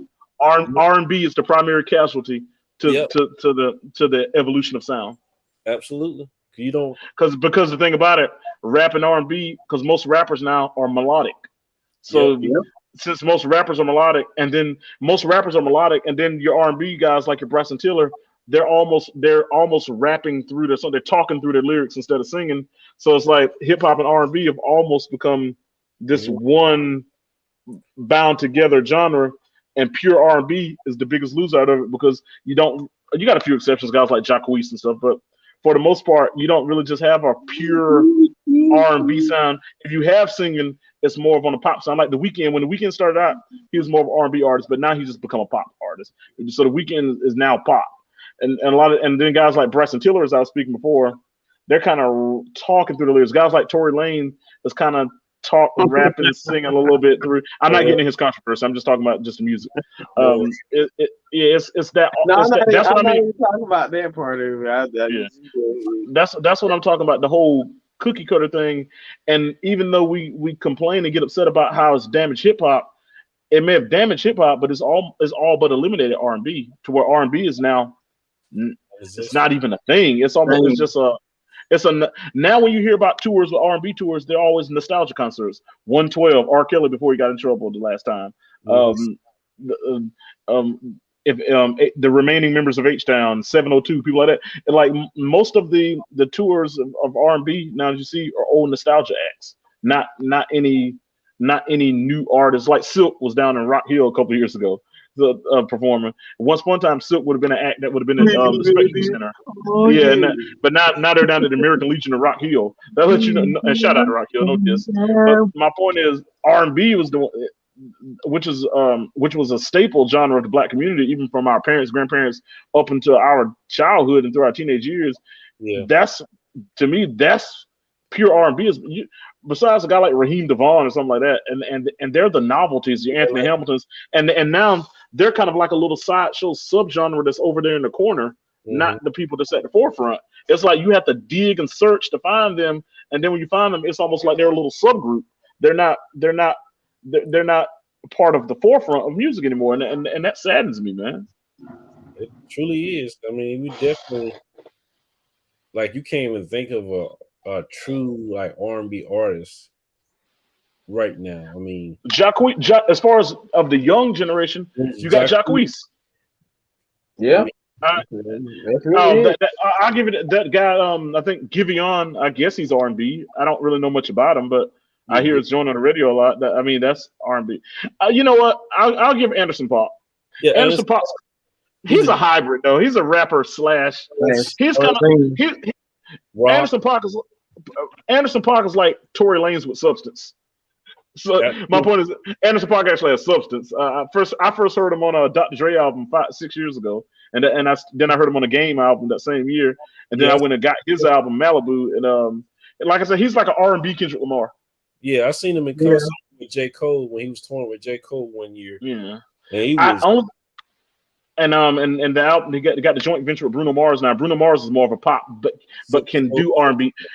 Yeah, Silk Sonic. Bruno Mars is a pop artist, but he sometimes delves into R&B. And the joint venture that he and that. Only thing I hate about that is Anderson .Paak is a great artist in his own right. And when you hear the Silk Sonic stuff, I think the average Joe hear it and they're like, oh, Bruno Mars, and then that guy is with him. Whereas Anderson .Paak can stand on his own. Yeah. Yeah, and that's the only reason I hate that he did that project. Even though I think the quality of it is good, it's still going to always be in Bruno Mars' shadow. I mean, it's still going to always be like, yeah, the Silk Sonic thing. People are still going to look at it as that's Bruno Mars' stuff, even though it's Bruno Mars and Anderson .Paak equally. But Bruno Mars came in there already as a superstar, and then you have Anderson .Paak. It's not like R. Kelly, Jay-Z. Yeah, it's not. No, it's not. They were equal superpowers. This would be like if John Cena teamed up with Karrion Kross. Yeah. Or if John Cena teamed up with Sami Zayn or something like that. You get what I'm trying to get at. Or when Hulk Hogan teamed up with the Renegade, that type thing. It's like, and God rest Renegade soul. But when Hulk Hogan teamed up with the Renegade back in the mid-90s, that Ultimate Warrior ripoff. Renegade was a relative unknown, and Hulk Hogan was like the biggest superstar in all of wrestling. Right. So, but if they won the tag team titles, here's another one: tag team champions right now: AJ Styles and that big black guy, AJ Styles and Omos. Yeah. AJ Styles is a world-renowned wrestling superstar, and nobody even knows who Omos is. But they're both the tag team champions. But when you see them, it's like it's AJ Styles and that big black guy. It ain't like, but if Omos is bound, right? So to me, that's kind of like it's like Bruno Mars and that other guy. So when it's not like they're equal powers. If I was Anderson .Paak, I would have never taken on that but maybe there's money to be made. I think it's a brilliant work, and I think it's not only is it R&B, but it's R&B of yesteryear, like 1970s, 60s style R&B, like the stuff that probably we got conceived on. So I mean, I mean that sound. I mean, get me wrong, Bruno Mars is probably on the one. Now I won't say on the one directly, but the way he absorbs the essence of R&B in some of his songs. I mean, he's a student of the game. Yeah, I mean, he really embodies R&B. Yeah, when he's doing R&B work. Yeah. With Anderson .Paak, he could do the New Jack Swing style and all that. But go ahead. Yeah, like he can say it in a sense of easily. He can easily give you what you've been missing, especially like with the Silk Sonic. It's like to hear that feel good music. I mean, he's versatile. Yeah, he's versatile. Yeah, you can't. I haven't heard nothing like that in years, man. Like he has, and I'm not comparing him to Michael Jackson for anybody to lose their ish, but he has a Michael Jackson like versatility. Yeah, he can just he can do any genre. Yeah, I mean, Mike can do that ballad, then Mike can give that pop sound real quick, like real upbeat pop. Yeah, I mean, that's the only thing I always say about Mike. They kind of set Mike from Prince. Mike could do anything, and it would just fly. I like Mike better than Prince. I've never been a Prince fan, but I want to make one thing clear before someone shoot me. Yeah, I think Prince is a legend, and I think Prince deserves all of the acclaim that comes with his name, and I respect his legacy to the fullest. But it's just that, to me, I'm not saying he was a one-trick pony, but the style, it was, for the most part, it was his signature sound was one singular style. Yeah, right. He was great at his style, but you knew what a Prince song sounded like. There were certain songs like this sounds like a Prince song. Yeah. Whereas I would say didn't Mike didn't confine himself to a style. The style came from Mike.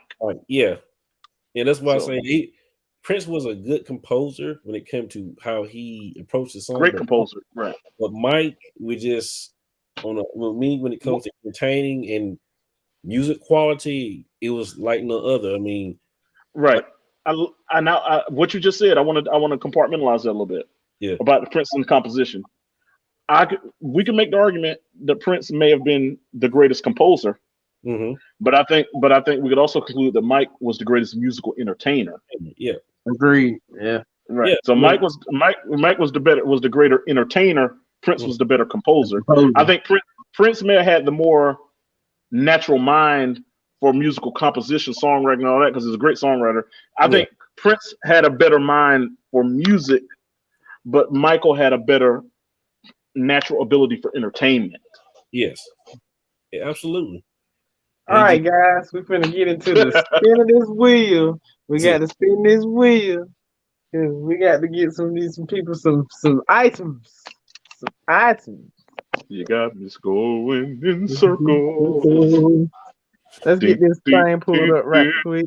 Let me get myself set up. I'm an ever rolling wheel without a destination real. Oh. We got the wheel of wheels. Can y'all see the wheel? I can see it. Oh, but what am I to do? Right. So how many times do I need to shuffle this wheel, y'all? What y'all give me a number. Give me a number. Twice, Nick. Do it twice? Right, we'll shuffle twice. Can y'all see the little arrow? Yeah, I can see the names. All right. Oh, Daryl Lipper. And good luck. Speaking of Daryl Ledbetter, shout out to Reverend Anthony Ledbetter and his bride for however many years of marriage. Beautiful couple, always been a friend of my family and my folks, and proud to see them going strong. Amen. Beautiful family too. They've raised great young men, have beautiful grandchildren. The essence of what a man and wife and family is supposed to be. Right.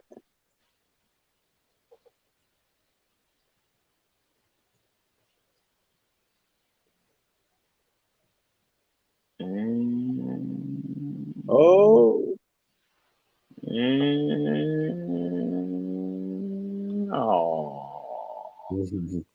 will it? Oh, I passed, good buddy. Oh. And all right, that wheel is slow, man. When is it gonna stop? Just a second, probably. We're gonna call it a slow blank Tony wheel. C, my man. Tony C. Where you at, Tony C? Tony C. Pop up in the building, man. You got 2 minutes. You got 2 minutes. Somebody better go tell Tony C he done won. Get your. I'm about to say get your. I'm about to say get your money, but I don't know what you're giving away. I got a couple items. It may be some money put in here somewhere tonight. It might be. I left out August Alsina when I was talking about R&B. Just and no pun or nothing, but shout out to August Alsina too. August Alsina. I ain't heard that lately from him. Well, yeah. You know he went through a little something. Yeah. Oh, don't worry, man. If Tony C don't pop up in the next minute, you got another chance. That Daryl lived better. That's there. I mean, you know, I live like 5 minutes from Daryl. Oh man, y'all technically neighbors, but not neighbors. Not quite, but we go to the same gas station sometimes. I'm sure he goes to that Shell station over there on Rocky River. Oh, I just told that. So. Tony C, you got a few seconds, and I'm going to the next name. On to the next one. And my phone clinging on the light, but I'm gonna stick with it.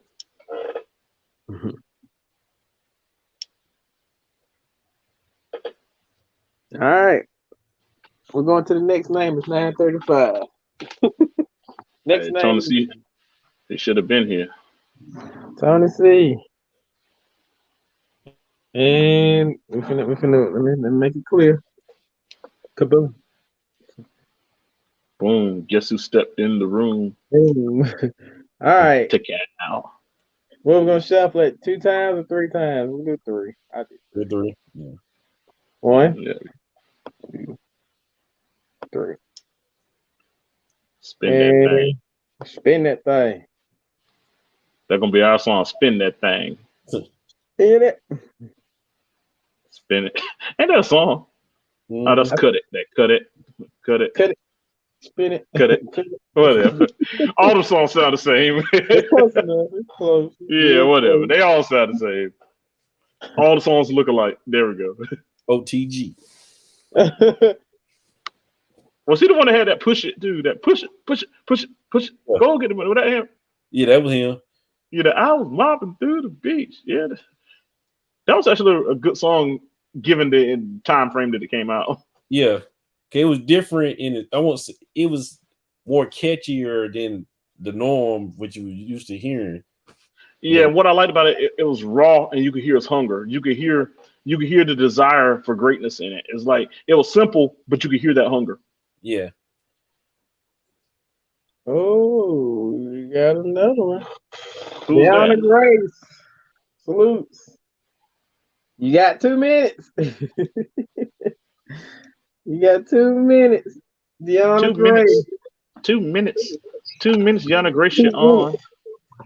2 minutes. It's always skipping you, man. I don't know, man. I do 4 next year. Done the family. How many people online, Nick? You might be spending for a long time tonight if only like 3 people on. We got it's saying like 5. Oh, okay. I'm saying 5. Somebody else put a 4 up there. That for the 4 horsemen or what? That's why 4 spin. I last Monday I told him how many times for the show. So it's so cool. Damn, Clan, what's up, brother? Glad you in here, bro. You got to come and see if you get this W tonight, because your name is on the wheel. Get it. Name is on the wheel. I'm gonna give her another minute. We're going to the next.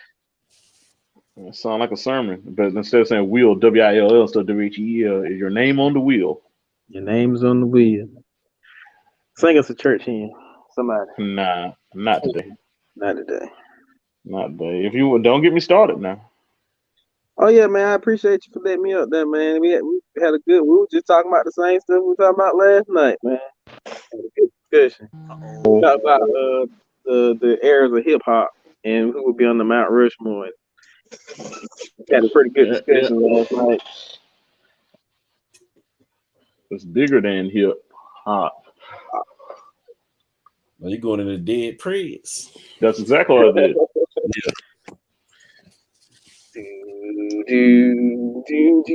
Also, kind of, that was what he used on Dave Chappelle. That was his Yeah.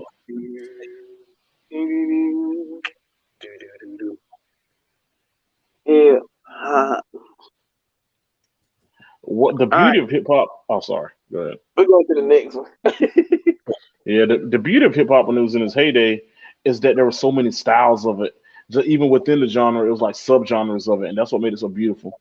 You had like your West Coast gangster rap, you had like your New York style, you had like your 8-ball MJGs and UGKs with that down south flavor and stuff. It was that's what was so beautiful about it. It's like it was some you already had it where it was something for everybody.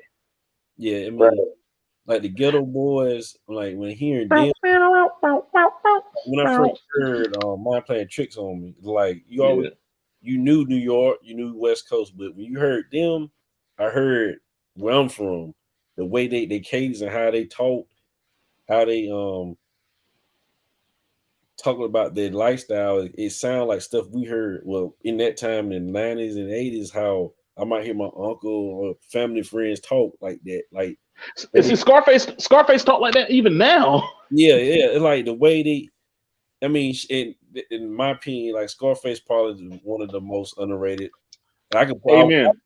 I'll probably put him in my top 10, and I know I would. He's Yeah, in my top 10.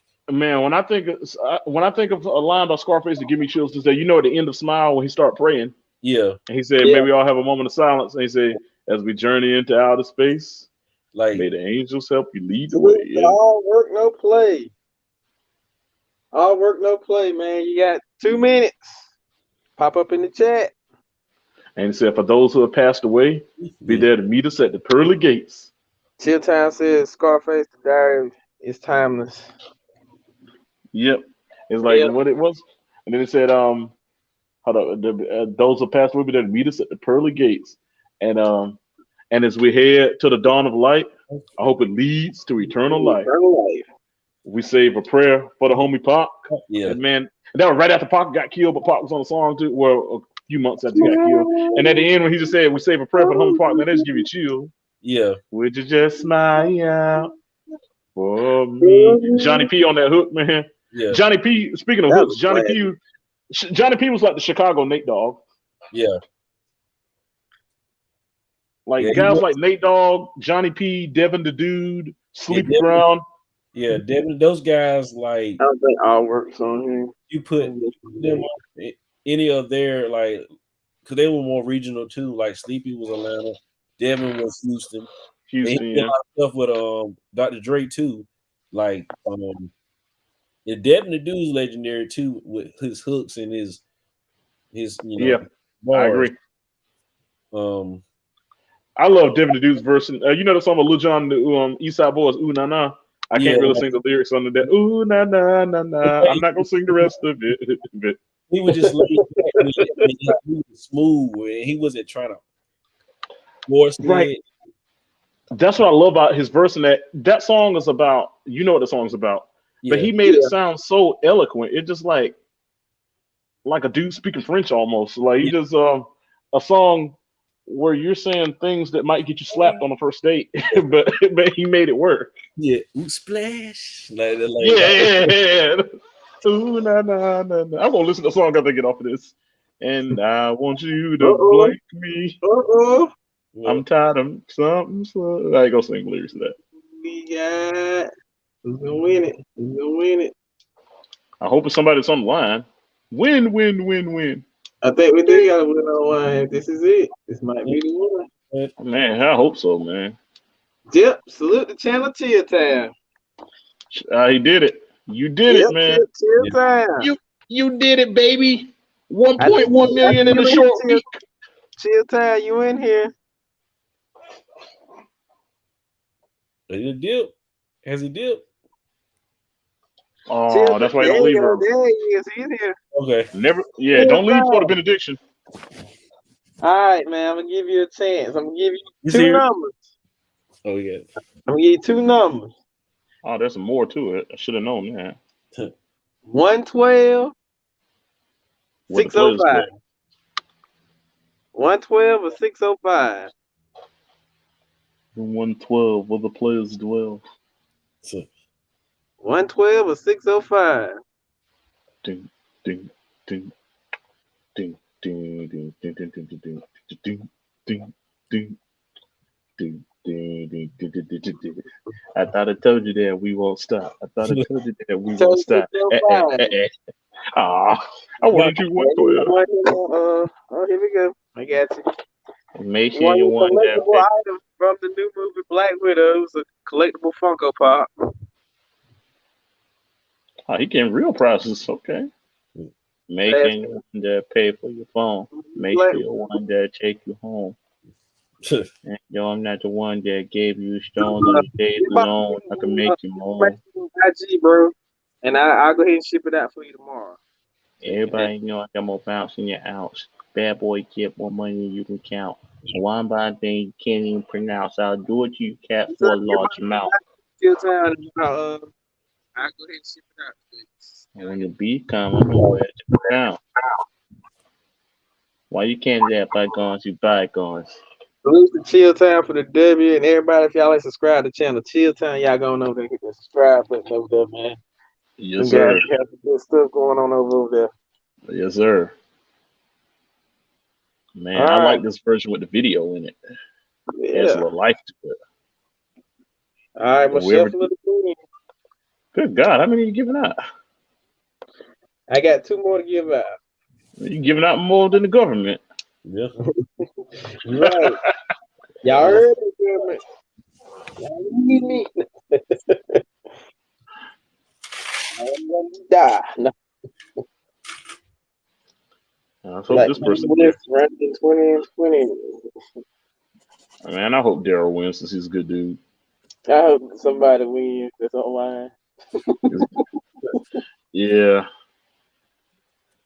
Who's a shoe freak? That gotta be a chick. No, South that's Beach. Oh, Now you got me. on that song here. Yeah. Oh, I need to know where we stand. who we got? Jesus, the notorious just.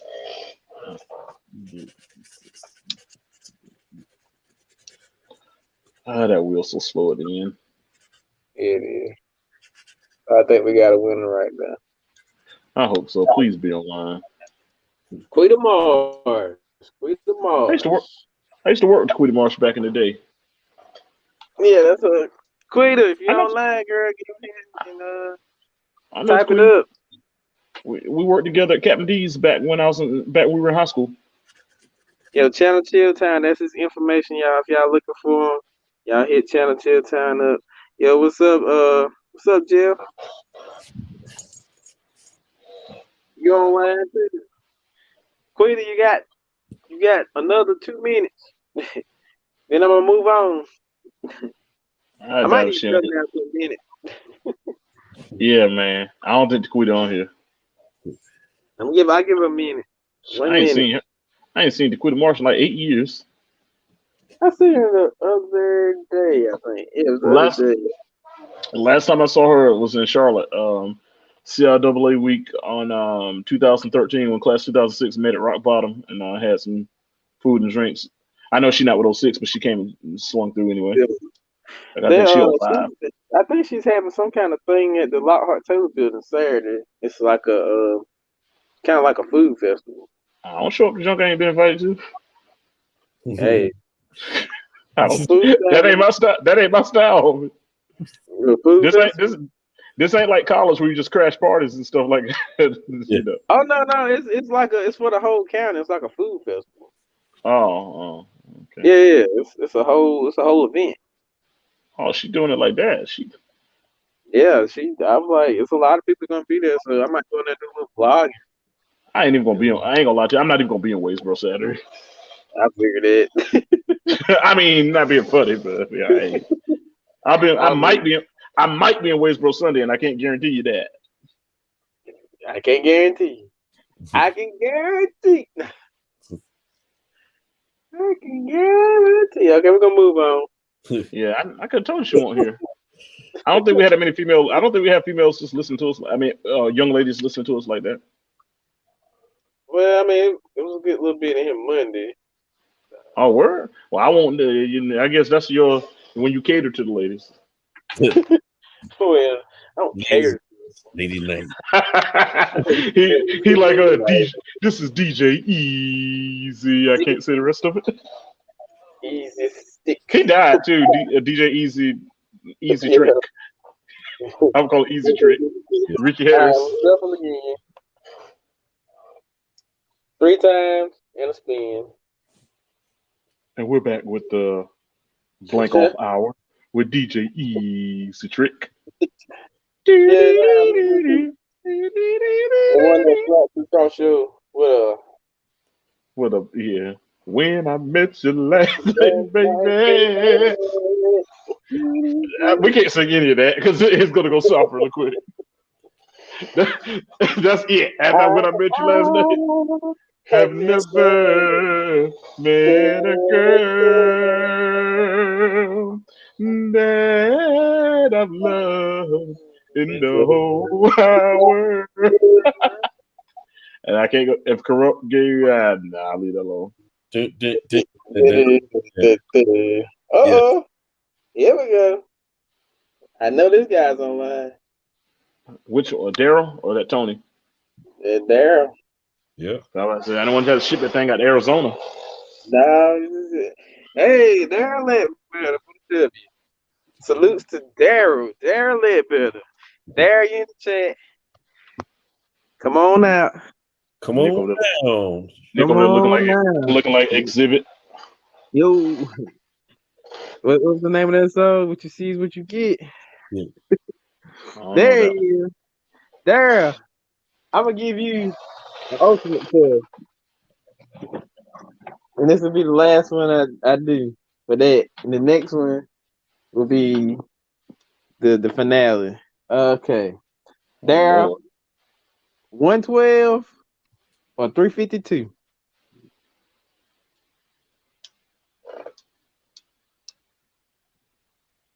112 or 352? What you done numbers? Miss Monica in here. Who's Monica? She works at the tax office. Oh, Monica. okay. Tax office Oh, and account. 112. There got 112, and you won you another collectible. This is from the Dream Team collection. USA Basketball, Magic Johnson. Why does that thing look like Skateboard P in the little music videos? That don't look like Magic Johnson. That look more like Teddy. That like J.R. Ryder. I'm talking about Isaiah J.R. Ryder. Yeah, Isaiah. That looks just like J.R. Ryder. One And for, Tweezy. and for rap fans, I'm not talking about J.R. Ryder. I'm talking about J.R. Ryder. I want to win. That's that infamous interview. I want to win. Daryl, send me your information on Facebook or IG. I Y'all have you shipped out as well. and this stuff. Or if you want me to leave it with Gilbert, whatever you want me to do. Hey, man, don't get that junk to Gil. Nah, but like Gil, he might Yeah, take he'll never. You know how Gil be so slow moving around and stuff. You can tell Gil meet me at 8 o'clock, and at 8 o'clock Gil be like, I'm getting in the shower. He taking his time. He on BP. Yeah. Yeah, CPT. I can't. I love Gil, man, but I can't. Ooh, he pisses me off sometimes. He said, "I give you my address." Okay, this ain't about my address. Yeah, don't be giving that junk to Gil.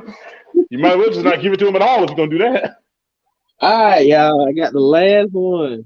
Thank The God. last one. The last spin. Somebody This got to is the win this.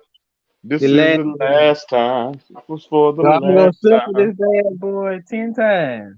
This is the last time. All caught up, and it's time to put it down. There we go. Last one. Good luck. Man, tell me about it. Good luck. Somebody got to Luck, win. Somebody got to lose. luck be a lady.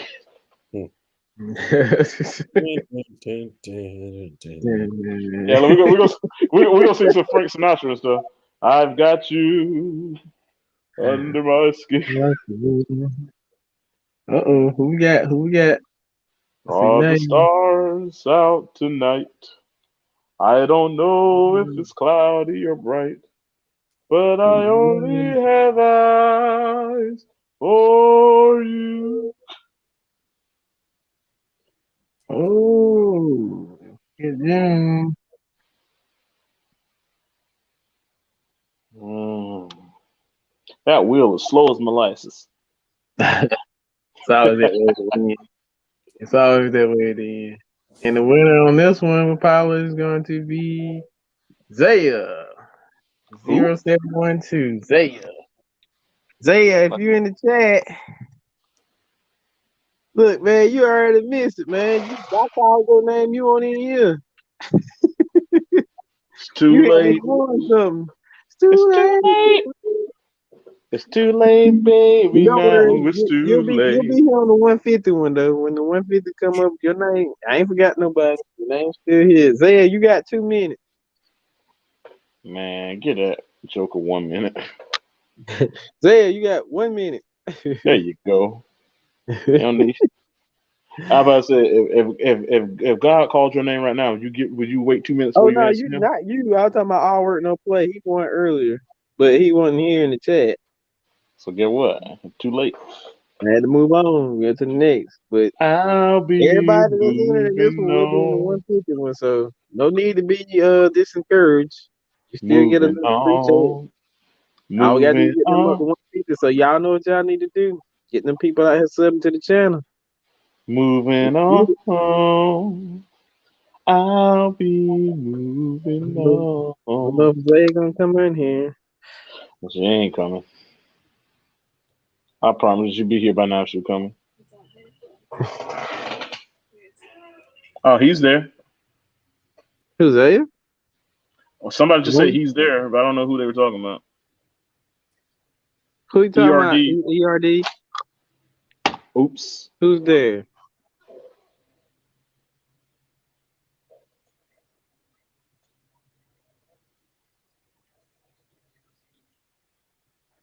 I don't know what you're talking about. We about to move on to the next. So Zaya, It's you'll be time. on the 150 when time is, pushing time. So I'm gonna shuffle it. I'm sure he was there. He might have left. Chill Town was here, but not Zaya. Yeah, I got to stand up a little bit. I've been sitting too long. I'm just gonna shuffle We've it kind of like boom. All right. Finish wheel. been way too long. Somebody gotta win, somebody gotta lose. Winners win from the beginning and the end. Haters What the hell? gonna hate. What Lovers number? gonna love. No, I'm trying to go back to 50 Cent for the beginning and the end. One, hold up. Winners win. This is hold up. Dang, from the beginning and the end. Winners win. Something. Hold up. From the beginning and the end. Winners win. Losers lose. This is real. We ain't got to pretend the cold world that we in. It's full of pressure and pain. Enough for me, homie. Now listen to the game. Mr. Uh-oh. C50 throw the crap Uh-oh. by the bench. I know Jeffrey here. I know Jeffrey here. That like it's gonna be on Jeffrey. Please, let's push it to Jeffrey if you're here. Uh-oh. Is it moving still? No, it's stopping. It's stopping. It's stopped. I think Jeffrey won this. I think Jeffrey won. We'll Man. find out. Yep. Nope. Hey, Jeffrey! next time, man, you Jeffrey! gotta be more efficient next time with that wheel thing on the 150. What do you mean? Well, I What don't like project? giving them people 2 minutes, man. That dragged the whole thing out. Got to cut that thing to 1 minute. Like that's just suggestions, your stuff. I do Dang, 2 minutes, give him enough people seem like time. great So I patch. know some people jump out to different content. Jeffrey, I know you in here. Type in the chat, baby. Cause you My were great just in spot here. I showing like just great. seen you. I just seen you. So I know Jeffrey in here. Please come back, Jeffrey. Bring Jeffrey, your butt come back. on. Come back to the pod. Jeffrey, just type in the chat that you here, baby. I already got you set up. If you already here, just type in here. Stand up. That's all we want, Jeffrey. We're looking for you. We need you, Jeffrey. We're asking for you. I gotta plug this joker in my charger. Gotta take this thing to San Cause Diego he and give it a was charge. definitely here. I remember seeing his name pop up. Cause he was in He here earlier. looked like he left you. He did. He dipped Come on, out. Jeff. Did you Jeff, Oh, scroll? he might have came back. We depending on you, Jeffrey, I know Jeffrey. you in here, baby. We counting on Just you, type Jeffrey. We need you, Jeffrey. Jeffrey, you won on the wheel, big dog. Type your name in the chat. Or I mean, type right just now, type something Jeffrey. in the chat. Just type something in, baby. Cause I you think won. Jeffrey. Oh, he about to lose.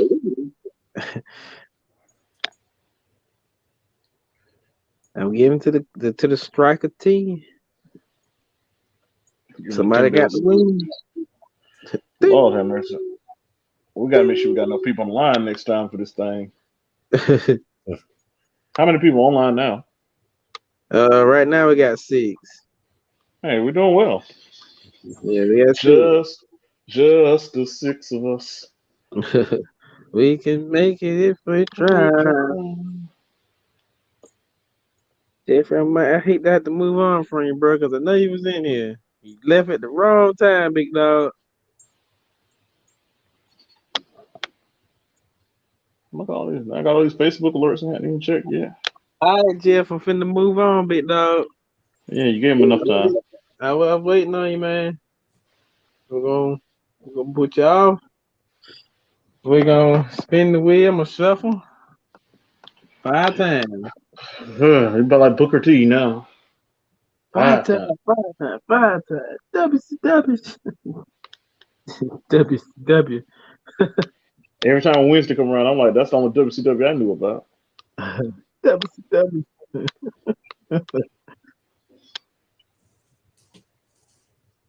Somebody has to win. Somebody has to lose. Everybody loves a winner, but when you lose alone. TJ. Let's get TJ. Let better or Simon. Let better. It'll get better for Let better. The shoe freak look like he's gonna be the winner Please between be him. here, Shoe Freak. Shoe Freak's a freak with the shoes. Yeah, he got a lot of shoes. Definitely Tell got a him lot just of get. shoes. Tell him just give me Oh, 2 pair. I need 2 pair. IBA Yeah, sneakerhead. that sound like YBN Lamar or something. All right, fam. Let's get at me.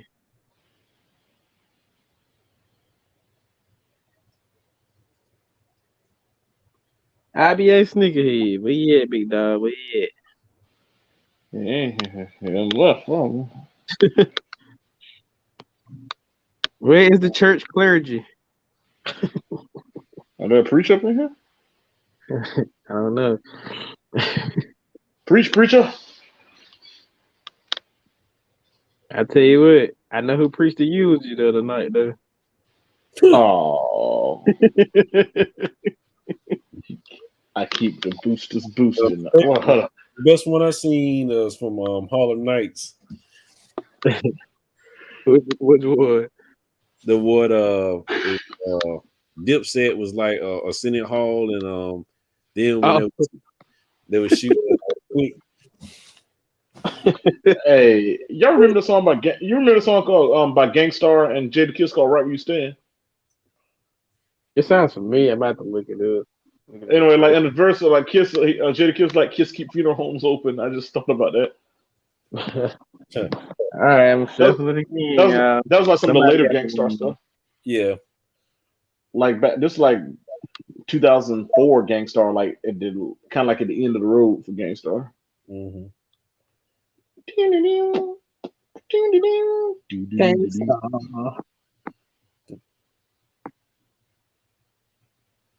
Where we at? Somebody gotta win that. But Guru could spit though. Yeah, Guru was just his tone. He was just so he was like a laid back assassin. Yeah. What's the Uh It was oh. like he would like assassinate you on the mic, but was so chill with it. He was like that cold blooded killer who just like he didn't raise his voice. He was just chill and yeah. would just. But it was like he was like a solid killer, just like a laid back chill killer on the mic. It saddens me like that's a guy who's kind of a forgotten guy.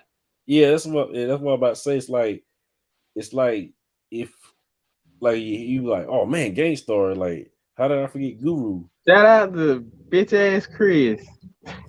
He won. Is he online? Bitch With a ass name Chris. like that, with a name Are you like that, I doubt online? it. You got 30 seconds. Yeah, you might just have to only give out 2 prizes tonight, man. I ain't staying with you all night long. We gotta get a winner. We gotta get one winner. Hey man, we don't live. We're not like these liberals where everybody's a winner. Yeah. All right, chill time. I got you. I'll check in as soon as I get off here. I got you. Hey, that guy that missed out before, just give it to him. Shoot, the first one that missed out, they came back. He left and he rose. He rose again. We're gonna go ahead and skip this one. The Bitch ass Texas Chris gets Wrestling removed. song right there. Hey, I'm gonna. we're gonna be here to midnight. How about this? Spin it again if they don't and don't give them no time. Tell them answer immediately or depart. I know you not. Let's see. Hopefully, we got somebody in here to win this one. So we're gonna be here to midnight. 2 hours later. 2 hours Real, later. bro. You gonna hear snoring and stuff. Nick just still spinning. I'm still spinning, baby. We're gonna get a winner. Somebody gonna win this chicken dinner. He's still spinning. Mike Jones still tipping. Oh, Fofos who tipping. we got? Who we got? Still tipping on Fofos. Somebody got a song out now to the beat still tipping. I ain't heard it yet. Who is it? I can't remember some. I don't know. That's the thing with me. I'm so detached from the radio now. Jaleesa won. Jaleesa Reed, where are you? Jaleesa Reed, you have 1 minute.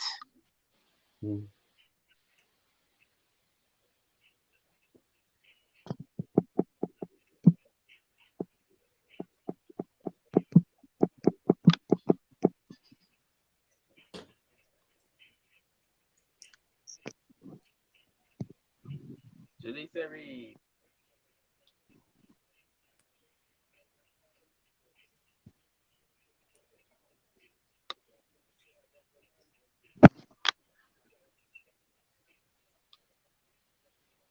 Okay, we got Jaleesa Reed. I definitely know she won. She's with my fiance, so that one's okay. Well, just I send it to you. Send it to yeah, your fiance. Let's call. Yeah, I could send that one. She won. yeah. Your fiance will take care of that one. She won that, so she'll be getting the cash out. She's had to send me a cash out, but all Y'all can right, figure y'all. that out. Y'all can figure that out on your next date. But just All right, we're gonna get up out of here, man. I know you're anxious. I know you're anxious. I'm exit from the solo. so anxious. I'm here. I'm just in the dark now. Let me turn my light on so they can see me before we depart. Or let me walk out to the light. All right, T Walk Hard. in. Final words from T Hard, yeah. Well, let me get to the light. There is. Dang, I gotta get some better light than this. There we go. Here we go. All right, I'm ready. Let me get the camera focused. Hey, again. Oh, I'm ready. Okay. Yeah, you good. I can't get focused. Okay. Again, just always glad to be here. On the bright side, football's getting ready to kick start again. We got a high school season getting ready to start in a couple of weeks. Hall of Fame game for the NFL. This year, we actually have people in the stands. So let's remember when we return to those venues, never take those things for granted again. Let's be happy about them. Again, let's be happy for our life and strength. Last thing, again, prayers up to all my friends over in Richmond County after the loss of their sheriff. Let's remember them and remind them that they may be going through tough times now, but that's not the end of the story. Sheriff Clemens, he no longer has to worry about the horrors of this world, and now he's resting. And again, that's also a reminder that you never know the minute or the hour, so always be prepared and always make sure you have your affairs in order. Amen. Next up, D Rome. As they always, love on your loved ones, your family, and friends. Be thankful for everything you got and live to the fullest, and be thankful for each day you wake up.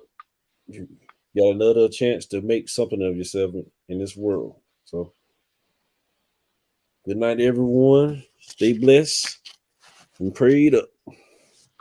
Yes, sir. All right. And what I got to say, thank you for everybody that did win something this week. Appreciate you guys for participating in this giveaway. Uh, like I said, 150. We're gonna try to tweak the things a little bit different. This was the first one, but we're gonna figure things out. We're gonna get it right. Uh, also, shout out to all the subscribers out there because without y'all, there's no us. Nope. And remember, don't go here when you're trying to go for battle. Don't go there. But always remember, this guy took your clothes. And That man, he took his clothes and his soul. But nah, for real though, appreciate y'all, man. And y'all stay tuned. Saturday, I'm gonna do a new shoe review. As I did earlier, I know D seen it, but I'm gonna do a review on these shoes that I just picked up. They're Pretty, fire. That's pretty all I say. yeah, it's a pretty cool one in my collection that I always wanted it, and Nike jipped me on it the first time, so I got it now. Gonna do a review, and it'll be up probably in about a day or two. So All y'all just right. stay tuned for that, man. And other than that, man, I appreciate y'all for coming up here tonight.